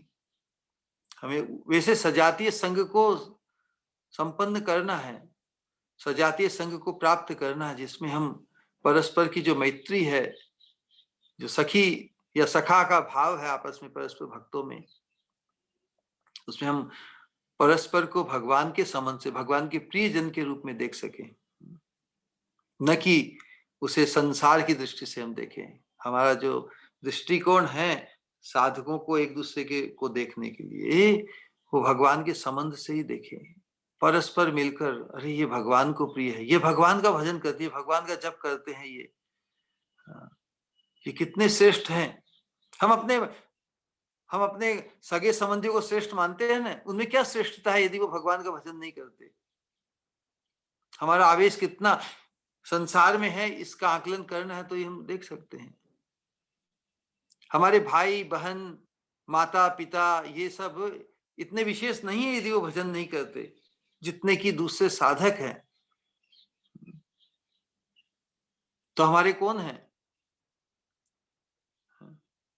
हमारे भगवान है। तो जो भगवान के वही हमारे हैं। ममोत्तम श्लोक जने सुसख्य संसार चक्रे भ्रमताम स्वकर्म भी यन तन माया आत्मा आत्मजदार गेहेशु आसक्त चित्त शिन्नाथ भूया। तो हमारी आसक्ति का विषय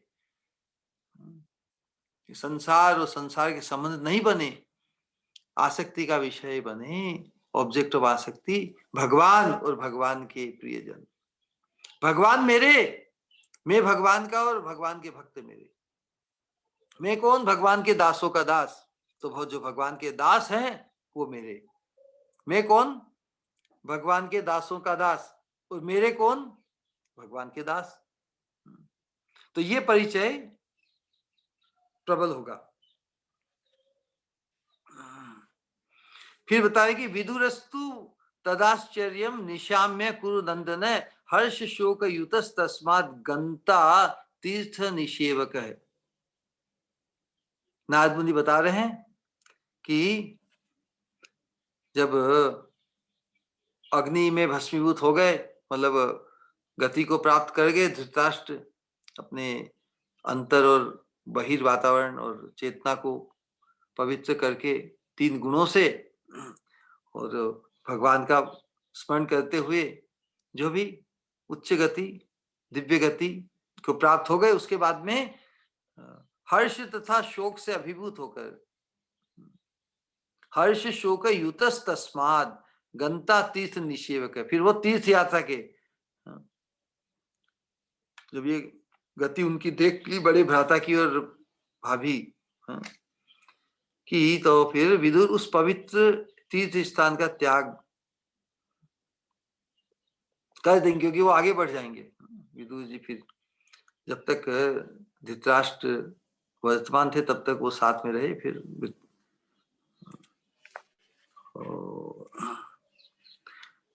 तो हर्ष शोक, हर्ष का कारण क्या, शोक का कारण क्या एक साथ? हर्ष तो यही है कि भाई उनको वो जो फंसे हुए थे घर परिवार के सुख और वहां की लाचार होकर वहां से निकल गए, है ना, इसकी खुशी है कि वहां से घर के आवेश से निकलकर और उनको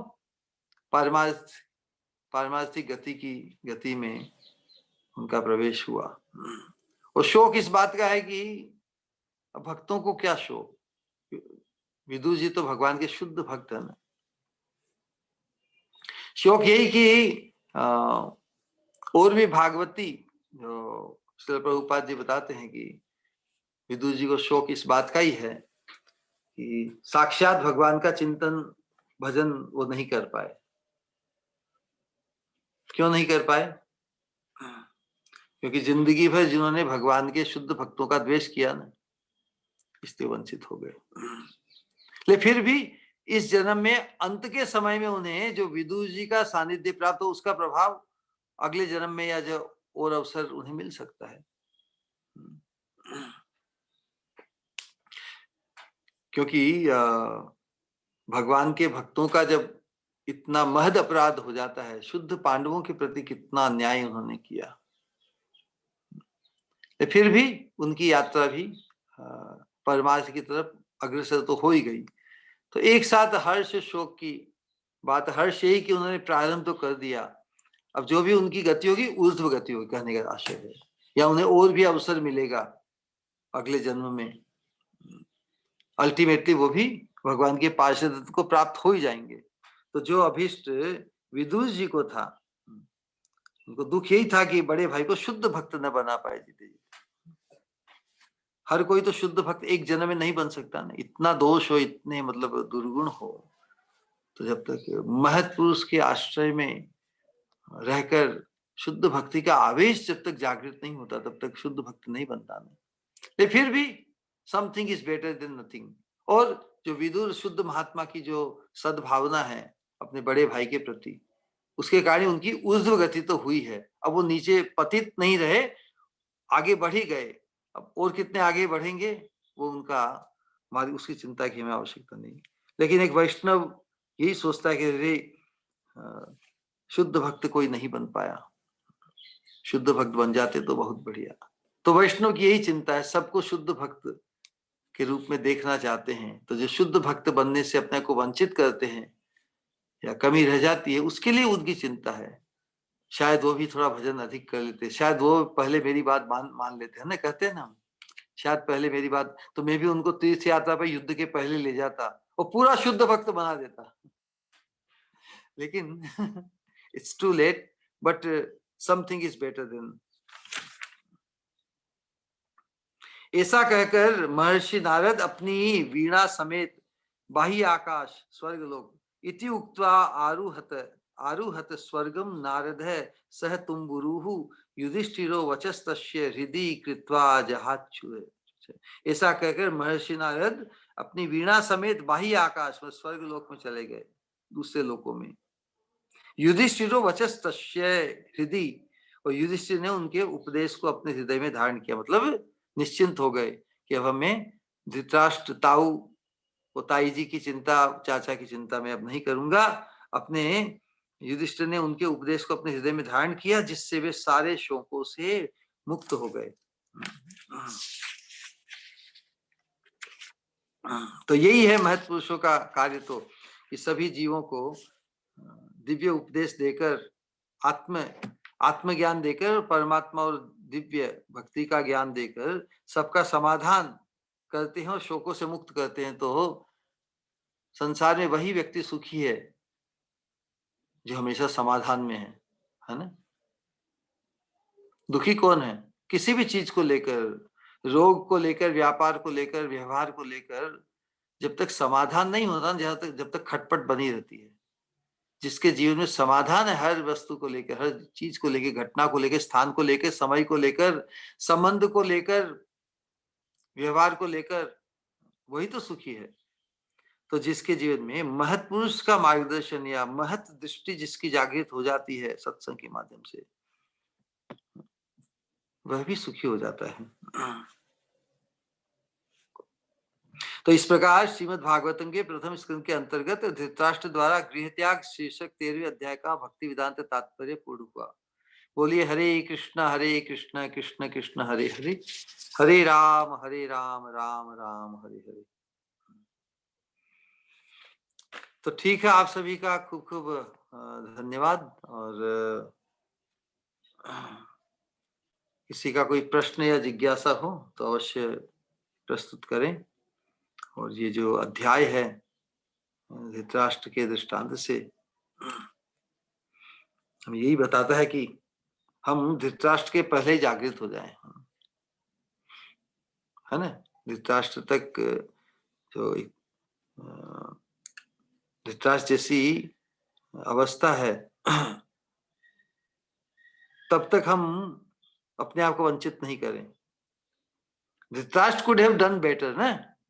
यहाँ से हम बोध क्या कहते हैं, हम अपने आप को क्या होते हैं, हाँ यार धृतराष्ट्र की तो बड़ी दयनीय स्थिति थी, वहां से भी उसका उतर गया, तो क्या हमें भी वैसी दयनीय स्थिति में आना है अपने आप को? नहीं, उसके पहले ही जाग जाना है। यही इस अध्याय का आशय है कि धृतराष्ट्र जैसी विचित्र अवस्था आए उसके पहले ही हमें पूर्ण जागृत हो जाना है और महत् पुरुष के आश्रित होकर उनके मार्गदर्शन में आकर भगवान की अनुरक्ति के को पाने के संकल्प में हमें दृढ़ हो जाना है। मुझे भी भगवान का अनुरक्त भक्त बनना है, भगवान में अनुरक्ति पाना है। ये इच्छा, ये संकल्प हमारा प्रबल हो जाए, यही इस अध्याय की सीख है।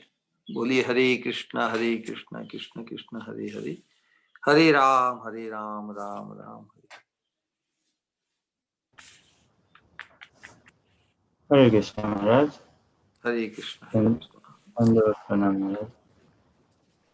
बहुत बहुत धन्यवाद महाराज आपके लेक्चर के लिए एंड ये पूरा अध्याय के लिए। वास्तव में जिस तरह से हर श्लोका से आप पूरे अध्याय से भागवत गीता, भागवतम, चैतन्य चैतामृत सबका सूत्र का समागम करा देते हो और हर एक अध्याय, हर श्लोका एक ही चीज को ही पॉइंट करता है, भगवत भक्ति, गुरुपादाश्रय, वैष्णवों की सेवा, उसी को ही। तो कहीं पे भी, कहीं और भी पढ़े चैतन्य चरितामृत या कुछ और भी पढ़े तो मैसेज वही निकल के आता है। बहुत बहुत धन्यवाद महाराज के लिए। महाराज एक प्रश्न है, जैसे जो आत्मा की साइज का वर्णन दिया गया है कि टिप ऑफ द हेयर का 100वां भाग का 100वां भाग है, तो वो जो आत्मा की साइज का वर्णन है वो क्या वास्तविक में उसकी फिजिकल साइज का वर्णन है या वो एक समझने के हिसाब से कि वो इतना सूक्ष्म है कि कोई भौतिक उपकरण के अंतर्गत उसको मापा नहीं जा सकता? क्या प्रश्न बढ़िया है। वास्तव में आत्मा जब तक अपने स्वरूप को प्राप्त नहीं करता ना, स्वरूप मतलब उसका जो वास्तविक परिचय है, जीवेरे स्वरूप हो कृष्णेर नित्य दास। आवाज आ रही है? जी महाराज। आत्मा सूक्ष्म है वास्तव में, इसलिए जो लेकिन उसका कॉन्स्टिट्यूशनल स्वभाव है फीलिंग, विलिंग, डूइंग। चैतन्य है ना, सच्चित आनंद, ये आत्मा का जो परिचय है। आत्मा नित्य है, शाश्वत है, चैतन्य है और आनंद की ही, आनंद अंश रूप में, कण रूप में आनंद से ही गठित है। उसका भी स्वरूप है, उस स्वरूप की प्राप्ति होनी अर्थात उसका जो दिव्य शरीर है, दिव्य स्वरूप। व्यक्ति है ना, तो व्यक्ति का तो रूप है कि नहीं? रूप है आत्मा का, तभी तो उसका स्वरूप है। आत्मा मतलब व्यक्ति। तो संसार के पदार्थ में आकृष्ट उसका आवेश होने के कारण संसार के पदार्थ या पंच भौतिक शरीर, ये पंच तत्वों से बना हुआ जड़ पदार्थ से बना हुआ शरीर को प्राप्त करता है। लेकिन जब उसकी चेतना जब भगवान के संबंध से जागृत होती है, तब उसे उसका शाश्वत स्वरूप या शाश्वत शरीर पार्षदत्व की प्राप्ति होती है। तो पार्षद स्वरूप में फिर उसका विभाजन नहीं, उसका विघटन नहीं, वो फिर आत्मा वहां भी देह देही का भेद प्रतीत नहीं होता।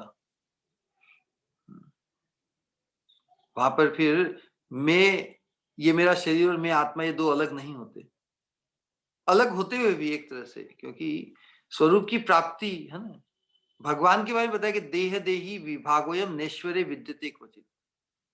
भगवान में जब धराधाम पे भी आते हैं, अवतरित होते हैं, उनके आत्मा और शरीर दो नहीं होते।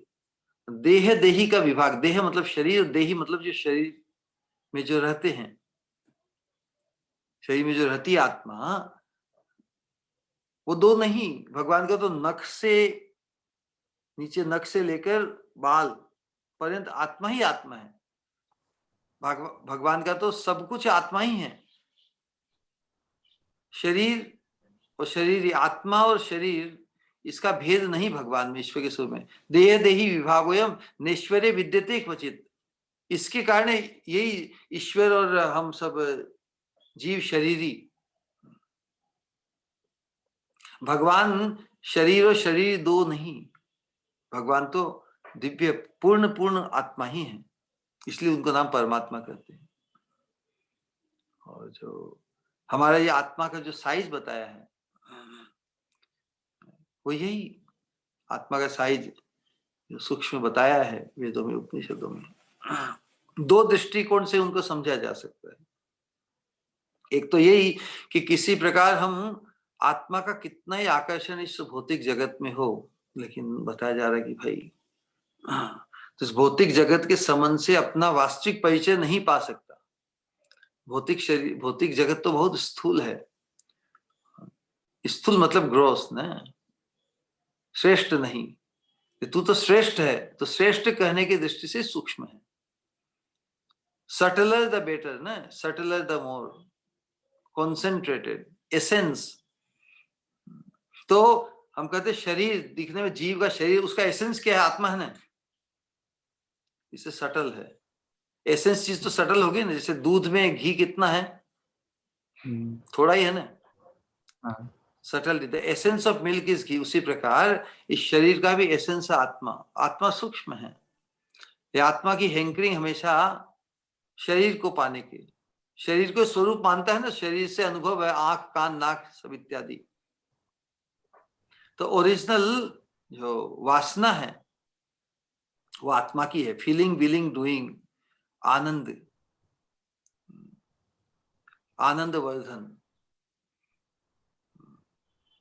सुख, सुख की वासना, सुख की कामना ही आत्मा की है। तो जब भगवान ही सुख के आगार हैं, जब सत्संग के माध्यम से आत्मा जिन्हें ढूंढ रही है वो भगवान है। भगवान का जो अनुशीलन है ना, हम भगवान के सानिध्य में इस भक्ति की साधना के अनुशीलन से आते हैं। भगवान के नाम रूप गुण लीला धाम परिकर आभरण, इन सब से जब हम परिचित होते हैं, तब भगवान कितने अद्भुत है, भगवान कितने सुंदर है, भगवान कितने आकर्षक है। तो आत्मा जिस आकर्षण को ढूंढ रही है, जिनके साथ अपना संबंध जोड़ना चाहती है, क्योंकि जीव के स्वरूप में जो आनंद है वो पर्याप्त नहीं है। जीव अखंड आनंद, परम आनंद को ढूंढ रही है। तो परम आनंद स्वरूप है भगवान श्री कृष्ण। भगवान ही परमानंद स्वरूप है। तो परमानंद स्वरूप भगवान को पाने के लिए फिर जो जो हम प्रयास है वही साधना है। और जब हमारा भाव भगवान को पाने के लिए, भगवान के सानिध्य में आने के लिए, इस मनुष्य साधक, मनुष्य इस जीवन में जो साधना के लिए शरीर मिला है, जो मन बुद्धि मिली है, उनके द्वारा जब भगवान में हमारा आवेश बढ़ता है, तब हमें चिन्मय स्वरूप, चिन्मय शरीर की प्राप्ति होती है। तो हर साधक के लिए, हर जीवात्मा के लिए भक्ति जब सिद्ध होती है, तो उस अपने चिन्मय चिन्मय स्वरूप की प्राप्ति, चिन्मय विग्रह की प्राप्ति, भागवती तनु, भागवती तनु अर्थात जो भगवान की सेवा की उपयुक्त है ऐसा शरीर प्राप्त होता है, जिस भाव में, किसी का गोपी भाव में, किसी का गोप भाव में, किसी का सखा दास्य, जिस किसी भाव में भी चिंतन हो। तो आत्मा का स्वरूप सूक्ष्म उद्देश्य से बताया कि जिससे हम संसार में अपने आप को बहुत ही लघु माने, क्योंकि लघु मानने से ही हम पदार्थ से अपना पदार्थ में नहीं फंसेंगे। बहुत सूक्ष्म मानेंगे, सार वस्तु हम जीवात्मा है तो इसका परम लाभ कहाँ है, इसका यदि आत्मा चैतन्य है, आत्मा शाश्वत है, तो क्यों मैं इस नश्वर शरीर की ओढ़नी ओढ़ूं, क्यों इस नश्वर शरीर में आसक्त हूं, क्यों इस नश्वर शरीर को मैं खुद मानूं।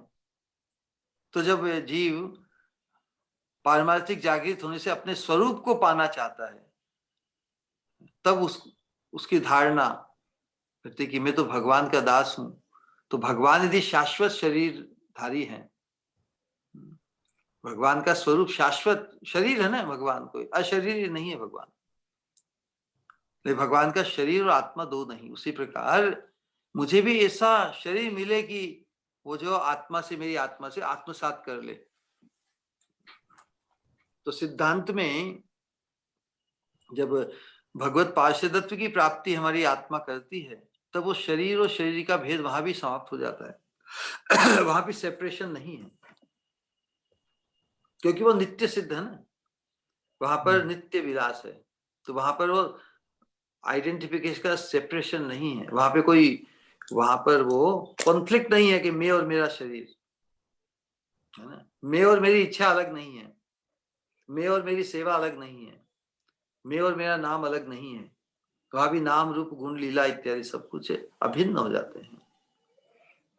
तो फिर भगवान में और फिर जीव में फर्क क्या रहता है? तो भगवान तो विभु है ना, व्यापक है, और भगवान के कुछ लक्षण विशेष होते हैं, लेकिन पार्षदत्व की प्राप्ति होने से चिन्मय शरीर की प्राप्ति, चिन्मय शरीर के जो दिव्य गुण है वो प्रकाशित हो जाते हैं। फिर जो ये द्वैत है शरीर और शरीरी का, ये जो विभाजन है वो भी समाप्त हो जाता है। तो कैसे ही हम अपने आप का परिचय इस संसार के संबंध से नहीं पाने का आग्रह करेंगे। संसार के संबंध से जितने भी परिचय हमने पाए हैं अनंत काल से, वो सब ने धोखा ही दिया ना हमें।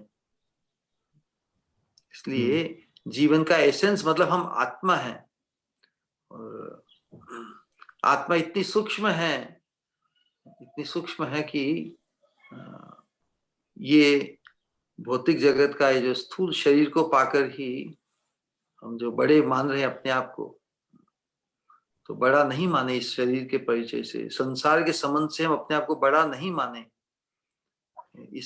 इस चीज को हटाने के लिए, बड़ा मानने की जगह जो आवेश है, इसे निकालने के लिए उपनिषद कहते हैं कि भाई तुम बहुत छोटे हो।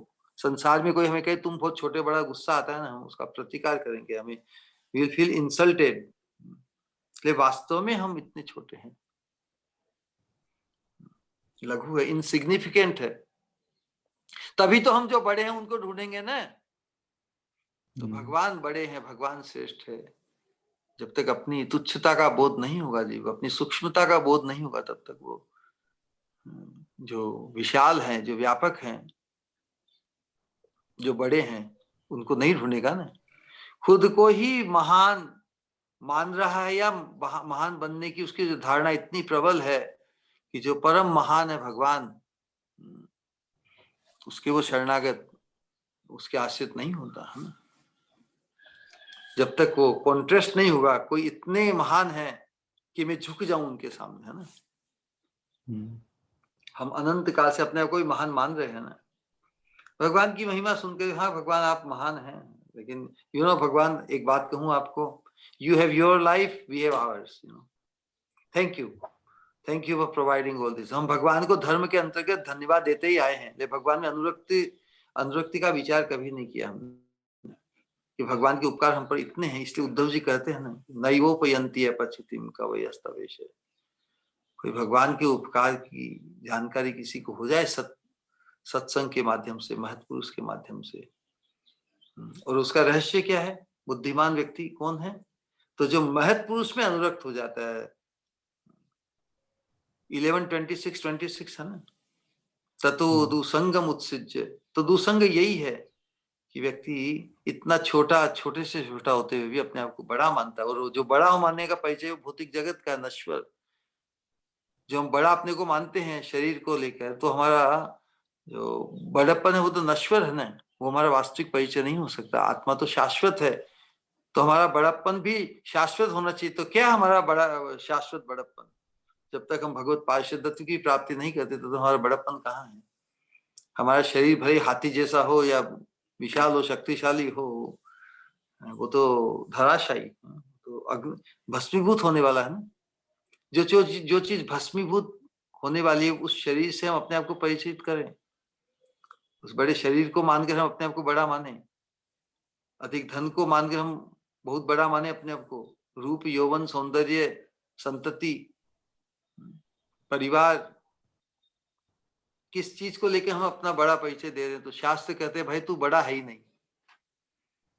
बड़े तो भगवान है, व्यापक तो भगवान है, तू तो हम तो बहुत बहुत बहुत बहुत सूक्ष्म है।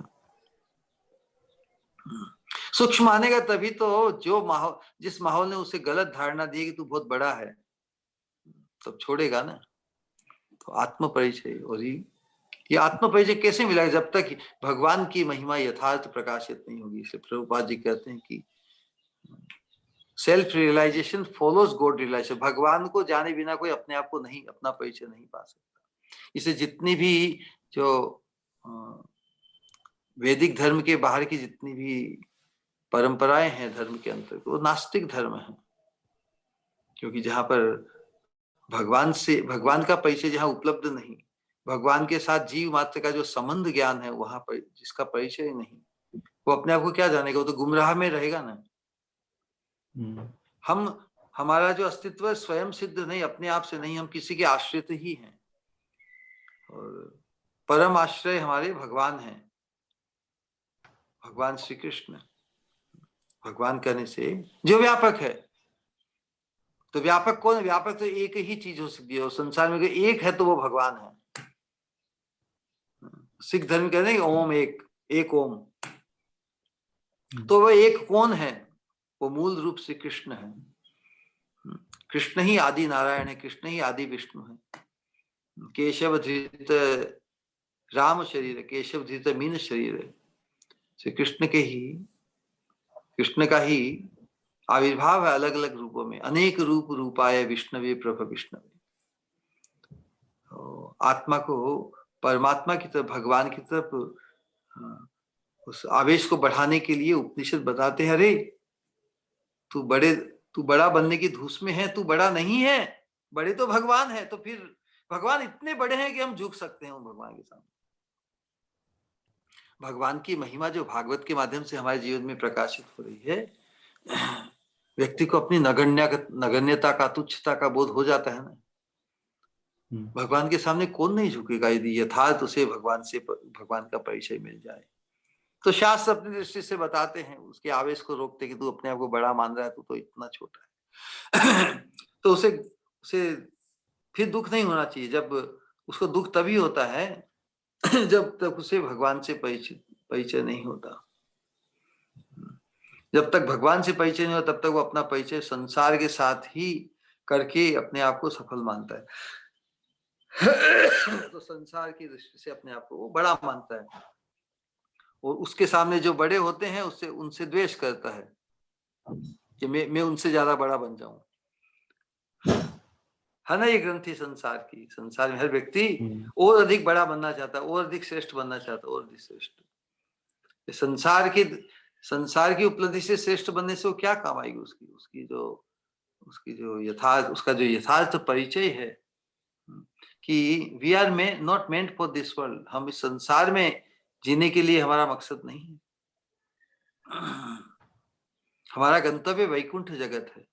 तो वैकुंठपति भगवान के प्रति जब तक आकर्षण के प्रति आसक्ति उत्पन्न नहीं होगी, तब तक हम अपने झूठे बड़ेपन को कैसे छोड़ पाएंगे। श्रेष्ठ वस्तु को, श्रेष्ठ व्यक्ति को पाके तो व्यक्ति झुक ही जाएगा ना। तो हमें श्रेष्ठ व्यक्ति को पहचानना है, भगवान को पहचाना। भगवान के जो प्रिय भक्त है, शुद्ध भक्त, वो श्रेष्ठ है। तो श्रेष्ठ या सापेक्ष में तो श्रीमद् भागवतम कॉन्ट्रास्ट को स्थापित करता है। भगवान परम सुंदर है, अति सुंदर है, भगवान परम श्रेष्ठ है, परम महान है, भगवान नियंता है, हम नियम्य हैं, भगवान सृष्टि करता, हम सृष्ट हैं, हम भगवान की सृष्टि का ही अंग है। तो भगवान में और जीव में ये तो विशाल भेद है ना, विशाल भेद है। तो उस भेद को जो समझ जाएगा वो भक्त बन जाएगा, जो भेद को नहीं समझेगा वो नास्तिक बन जाएगा। तो जितने भी अभेदवादी है वो सब नास्तिक है, और जो भेदवादी है वो सभी भक्त हैं। हरे कृष्णा। हरे कृष्णा महाराज। ठीक है जी महाराज। Okay, so we can wind up our question. हरे कृष्णा महाराज। हरे कृष्णा। बारंबार प्रणाम महाराज। कहिए महाराज कुछ। आपने बहुत ही मतलब ऐसे मतलब मोती बिखेरे हैं कि बहुत ही अद्भुत। जैसे श्रेष्ठ मृत्यु है घर परिवार से दूर, जिससे भगवान को असहाय होकर घर परिवार के आवेश से दूर। और महाराज आपने जो बताया कि एक्चुअली जो भी भक्ति करता है वो ये तो समझता ही है कि हमें भगवान की पसंद बनना है या सबके हृदय में भगवान है। और हर भक्त कहता भी यही है कि भगवान की खुशी के लिए कर रहे हैं, लेकिन कर नहीं पाता है, और न एक्चुअली अंदर से वो भगवान का भक्त बनना ही चाहता है। तो ये ड्यूअलिटी सब जानते हुए भी मतलब ये खुद की जो परम कल्याण है उससे दूर कैसे रह सकता है जो भक्ति मार्ग में है वो। क्योंकि भगवान तो बहुत दूर है, भगवान तो करीब से करीब भी है, दूर से दूर भी है। भावना है ना, भावग्राही जनार्दन। भगवान तो हमारे भाव को ग्रहण करते हैं।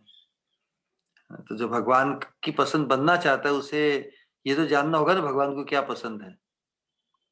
अपने आप से कोई भगवान की पसंद बन जाएगा क्या, भगवान को जाने बिना, भगवान से परिचित हुए बिना। तो भगवान को कौन जानते हैं? जो भगवान में अनुरक्त है, जो भगवान के प्रति डिवोटेड है, जो भगवान के शरणागत है, उनसे ही हम भगवान का परिचय पा सकते हैं। तो जो वास्तव में भगवान के शरणागत भक्त के शरणागत है, वही भगवान की महिमा को जान सकता है। तो सिद्धि के लिए, पूर्णता पाने के लिए हम भगवान में अनुरक्त होना चाहते हैं, तो उनमें अनुरक्त होइए जो भगवान में अनुरक्त है, तो आप सहज मिल जाएगी। श्रीमद् भागवतम में द्वितीय स्कंद ना, नहीं या द्वितीय स्कंद, कभी कभी ये नहीं, तृतीय स्कंद के 7वें अध्याय का 70वां श्लोक 17, 3, 7, 17, 19 एक्चुअली 17, 19 आज 17 का विधान अंग्रेजी के प्रवचन में हुआ था। और तीसरे स्कंद जो उद्धव जी के वचन हैं वो बता रहे हैं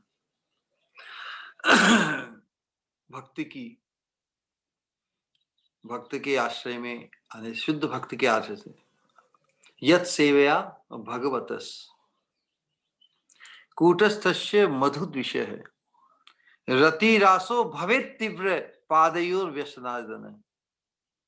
ये सिद्धांत है।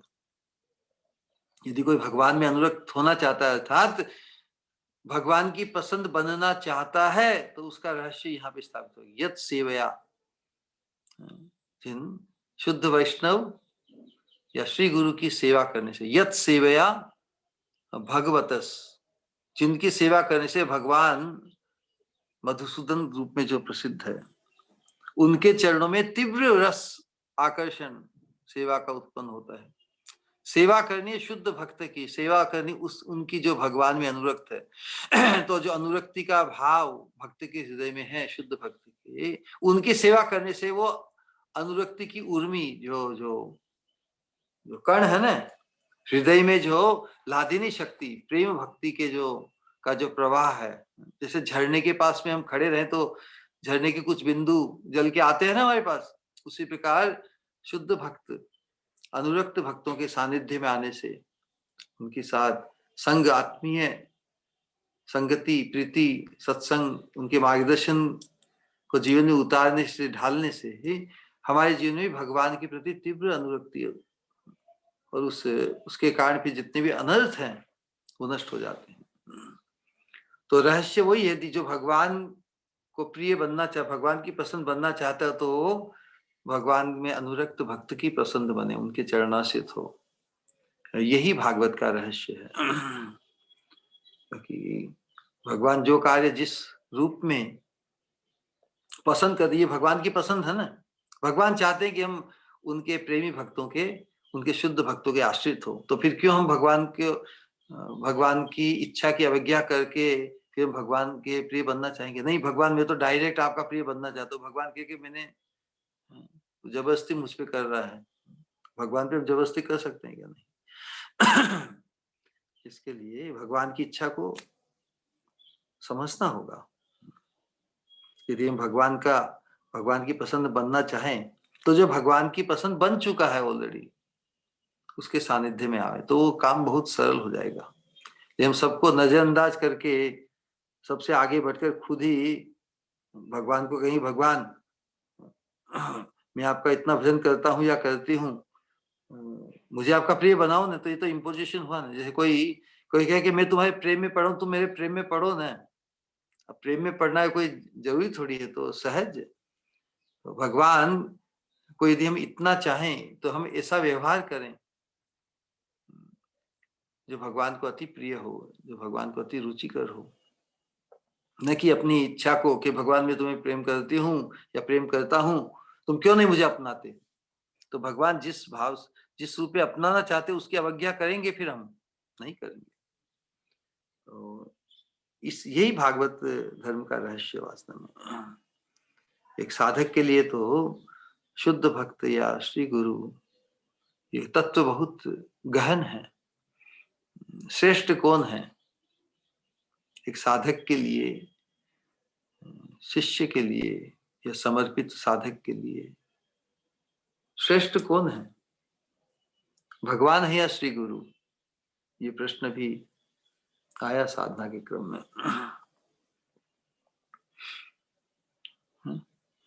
श्री गुरु कौन है, शुद्ध वैष्णव कौन है? भक्त है ना। भक्त के तो भगवान किसे श्रेष्ठ मानते हैं? स्वयं को श्रेष्ठ मानते हैं या अपने शुद्ध भक्त को श्रेष्ठ मानते हैं? जिसे भगवान श्रेष्ठ माने खुद से, उसको हम भगवान के बराबर माने तो भी उनको नीचे, उनको कमी माना है ना। यदि हम श्री गुरु को या शुद्ध भक्त को, शास्त्र तो कहते हैं भाई हाँ गुरुदेव भगवान जैसा ही पूज्य और भगवान जैसा ही प्रिय बनाओ। लेकिन प्रियता और पूज्यता तो हमारी श्री गुरु में ही ज्यादा लक्षित होती है। भगवान के प्रति कहाँ इतनी प्रियता और इतनी पूज्यता है, औपचारिकता है केवल। प्रभुपाद जी बताते कि हम भगवान की पूजा में तो 100 रुपए किलो सुपारी, या कहने को है देव पूजा में हम कैसी सुपारी उपयोग करते हैं, साधारण, और अपने भोग विलास के लिए 5000 रुपए किलो वाली सुपारी यूज करते हैं। तो वास्तव में प्रिय हमारे ज्यादा कौन हो सकते हैं, कौन होते हैं, भगवान या भगवान के शुद्ध भक्त? श्री गुरु ही ज्यादा प्रिय होते हैं। व्यवहार में भी देखिए, पूज्यता के भाव में देखिए, क्योंकि हम उनके साथ रेसिप्रोकेशन, भगवान तो बतला सकते बतलाते हैं, नहीं बतलाते। भगवान बोल सकते बोलते, मूर्ति बोल सकते बोलते हैं कि नहीं बोलती, प्राय वो तो बहुत अपवाद है। श्री गुरु शुद्ध वैष्णव तो हमें बतलाते हैं, हमारा शोधन करते हैं, हमें मार्गदर्शित करते हैं, हमारा परम कल्याण क्या है समझाते हैं। भगवान तो समझाने नहीं आते ना। गीता में लिख दिया, मार्गदर्शन दे दिया, फिर भी हमारी समझ यहाँ समझ तो बहुत छोटी है, तो जो साक्षात भाव से समझाते हैं वही तो श्री गुरु है। तो श्री गुरु को भगवान के तुल्य मानना भी एक प्रकार से उनको कम करना ही है ना, क्योंकि जो शुद्ध भक्त जो श्री गुरु हैं वो भगवान के भक्त हैं, भगवान के प्रेमी हैं, भगवान उन्हें अपने से श्रेष्ठ मानते हैं। इसीलिए राधा रानी जो सर्वश्रेष्ठ भक्त है ना, तो कृष्ण से श्रेष्ठ है ना, वो कहते कि श्री राधा रानी के बिना श्याम आधा, लौकिक एक कहावत है, राधा के बिना श्याम आधा। यथार्थ है, क्योंकि भगवान तो अनुरक्त रहते अपने भक्तों में। तो जब भगवान अपने भक्तों में अनुरक्त होते हैं, रहते हैं, तो हमें क्या भगवान के भक्तों में अनुरक्त नहीं होना चाहिए? होना ही चाहिए। तो सहज ही हम भगवान की प्रीति को संपादित कर सकेंगे। तो उस दृष्टिकोण से समझना है कि एक साधक के लिए, भक्त के लिए, शिष्य के लिए भगवान से भी श्रेष्ठ श्री गुरु हुआ। ये भागवत का रहस्य है। क्योंकि वो उदाहरण जो हम देते हैं ना, तिजोरी, किसी को तिजोरी मिल जाए लेकिन चाबी तो और किसी के पास है, तो ज्यादा कीमती कौन हुई, तिजोरी या चाबी? कोई कह सकते आपात दृष्टि नहीं, तिजोरी ही श्रेष्ठ है। कि हमारा जो प्रयोजन तिजोरी को पाकर उसका धन यदि बाहर अंदर से नहीं निकल रहा, तो तिजोरी का क्या करेंगे हम? पूरे संसार में तो इतना धन गड़ा है ना, पहाड़ है, कहीं पे स्वर्ण के, कहीं पे क्या क्या निधि है, लेकिन वहां तक पहुंचने के लिए जो साधन है श्री गुरु, उनके बिना हम केवल मान लेते हैं कि हमने पा लिया नहीं। तो जो श्री गुरु में अनुरक्त हुआ, जो भगवान के शुद्ध भक्तों में अनुरक्त हुआ, उसको भगवान की अनुरक्ति का रहस्य मिल गया। अन्यथा भगवान अपनी अनुरक्ति प्रदान नहीं करते ना। तो कहते यश्य प्रसादात भगवत प्रसाद, इसलिए शास्त्र कहते हैं कि जिसने श्री गुरु को प्रसन्न कर दिया, उसके प्रति तो भगवान प्रसन्न हो ही गए। यश्य प्रसादात भगवत प्रसादो यश्य अप्रसादात न गति कुतोपि। जो श्री गुरु की अवज्ञा करता है, श्री गुरु में जो मनुष्य बुद्धि रखता है, क्योंकि मनुष्य रूप में देखे ना, जैसे मेरा जन्म हुआ वैसा ही उनका जन्म हुआ, मुझे खांसी होती है उन्हें भी खांसी होती है, उनको भी रोग होता है। तो जो मनुष्य भाव है यही दोष है। श्री गुरु को हम भगवान के स्वरूप में, पार्षदत्व में जो प्रश्न आत्मा का पूछा, आत्मा तो इस शरीर के आवरण में है, लेकिन जो अंतश्चिंतित शरीर है, अंतश्चिंतित जो स्वरूप है भगवान के संबंध ज्ञान में, हमारा जो भाव है भगवान के प्रति, उस भाव में हम प्रतिष्ठित होके हमारा जो शाश्वत स्वरूप है, जिस किसी भाव में, ये चेतना का विज्ञान इतना प्रबल है, हम जिस चिंता में मग्न होते हैं, तो श्री गुरु अर्थात जो अपने स्वरूप में अवस्थित है, जो अपने स्वरूप में अवस्थित है, वही तो श्री गुरु है। मुक्ति हित्वा अन्यथा रूपम स्वरूपेण व्यवस्थिति, यम लब्ध्वा चापरम लाभम मन्यतेनाधिकम तथा यस्मिन् स्थितो न दुखेन गुरुनापि विचाल्यते। तो इस दृष्टिकोण को हमें अपनाना होगा। ठीक है, हरे कृष्णा।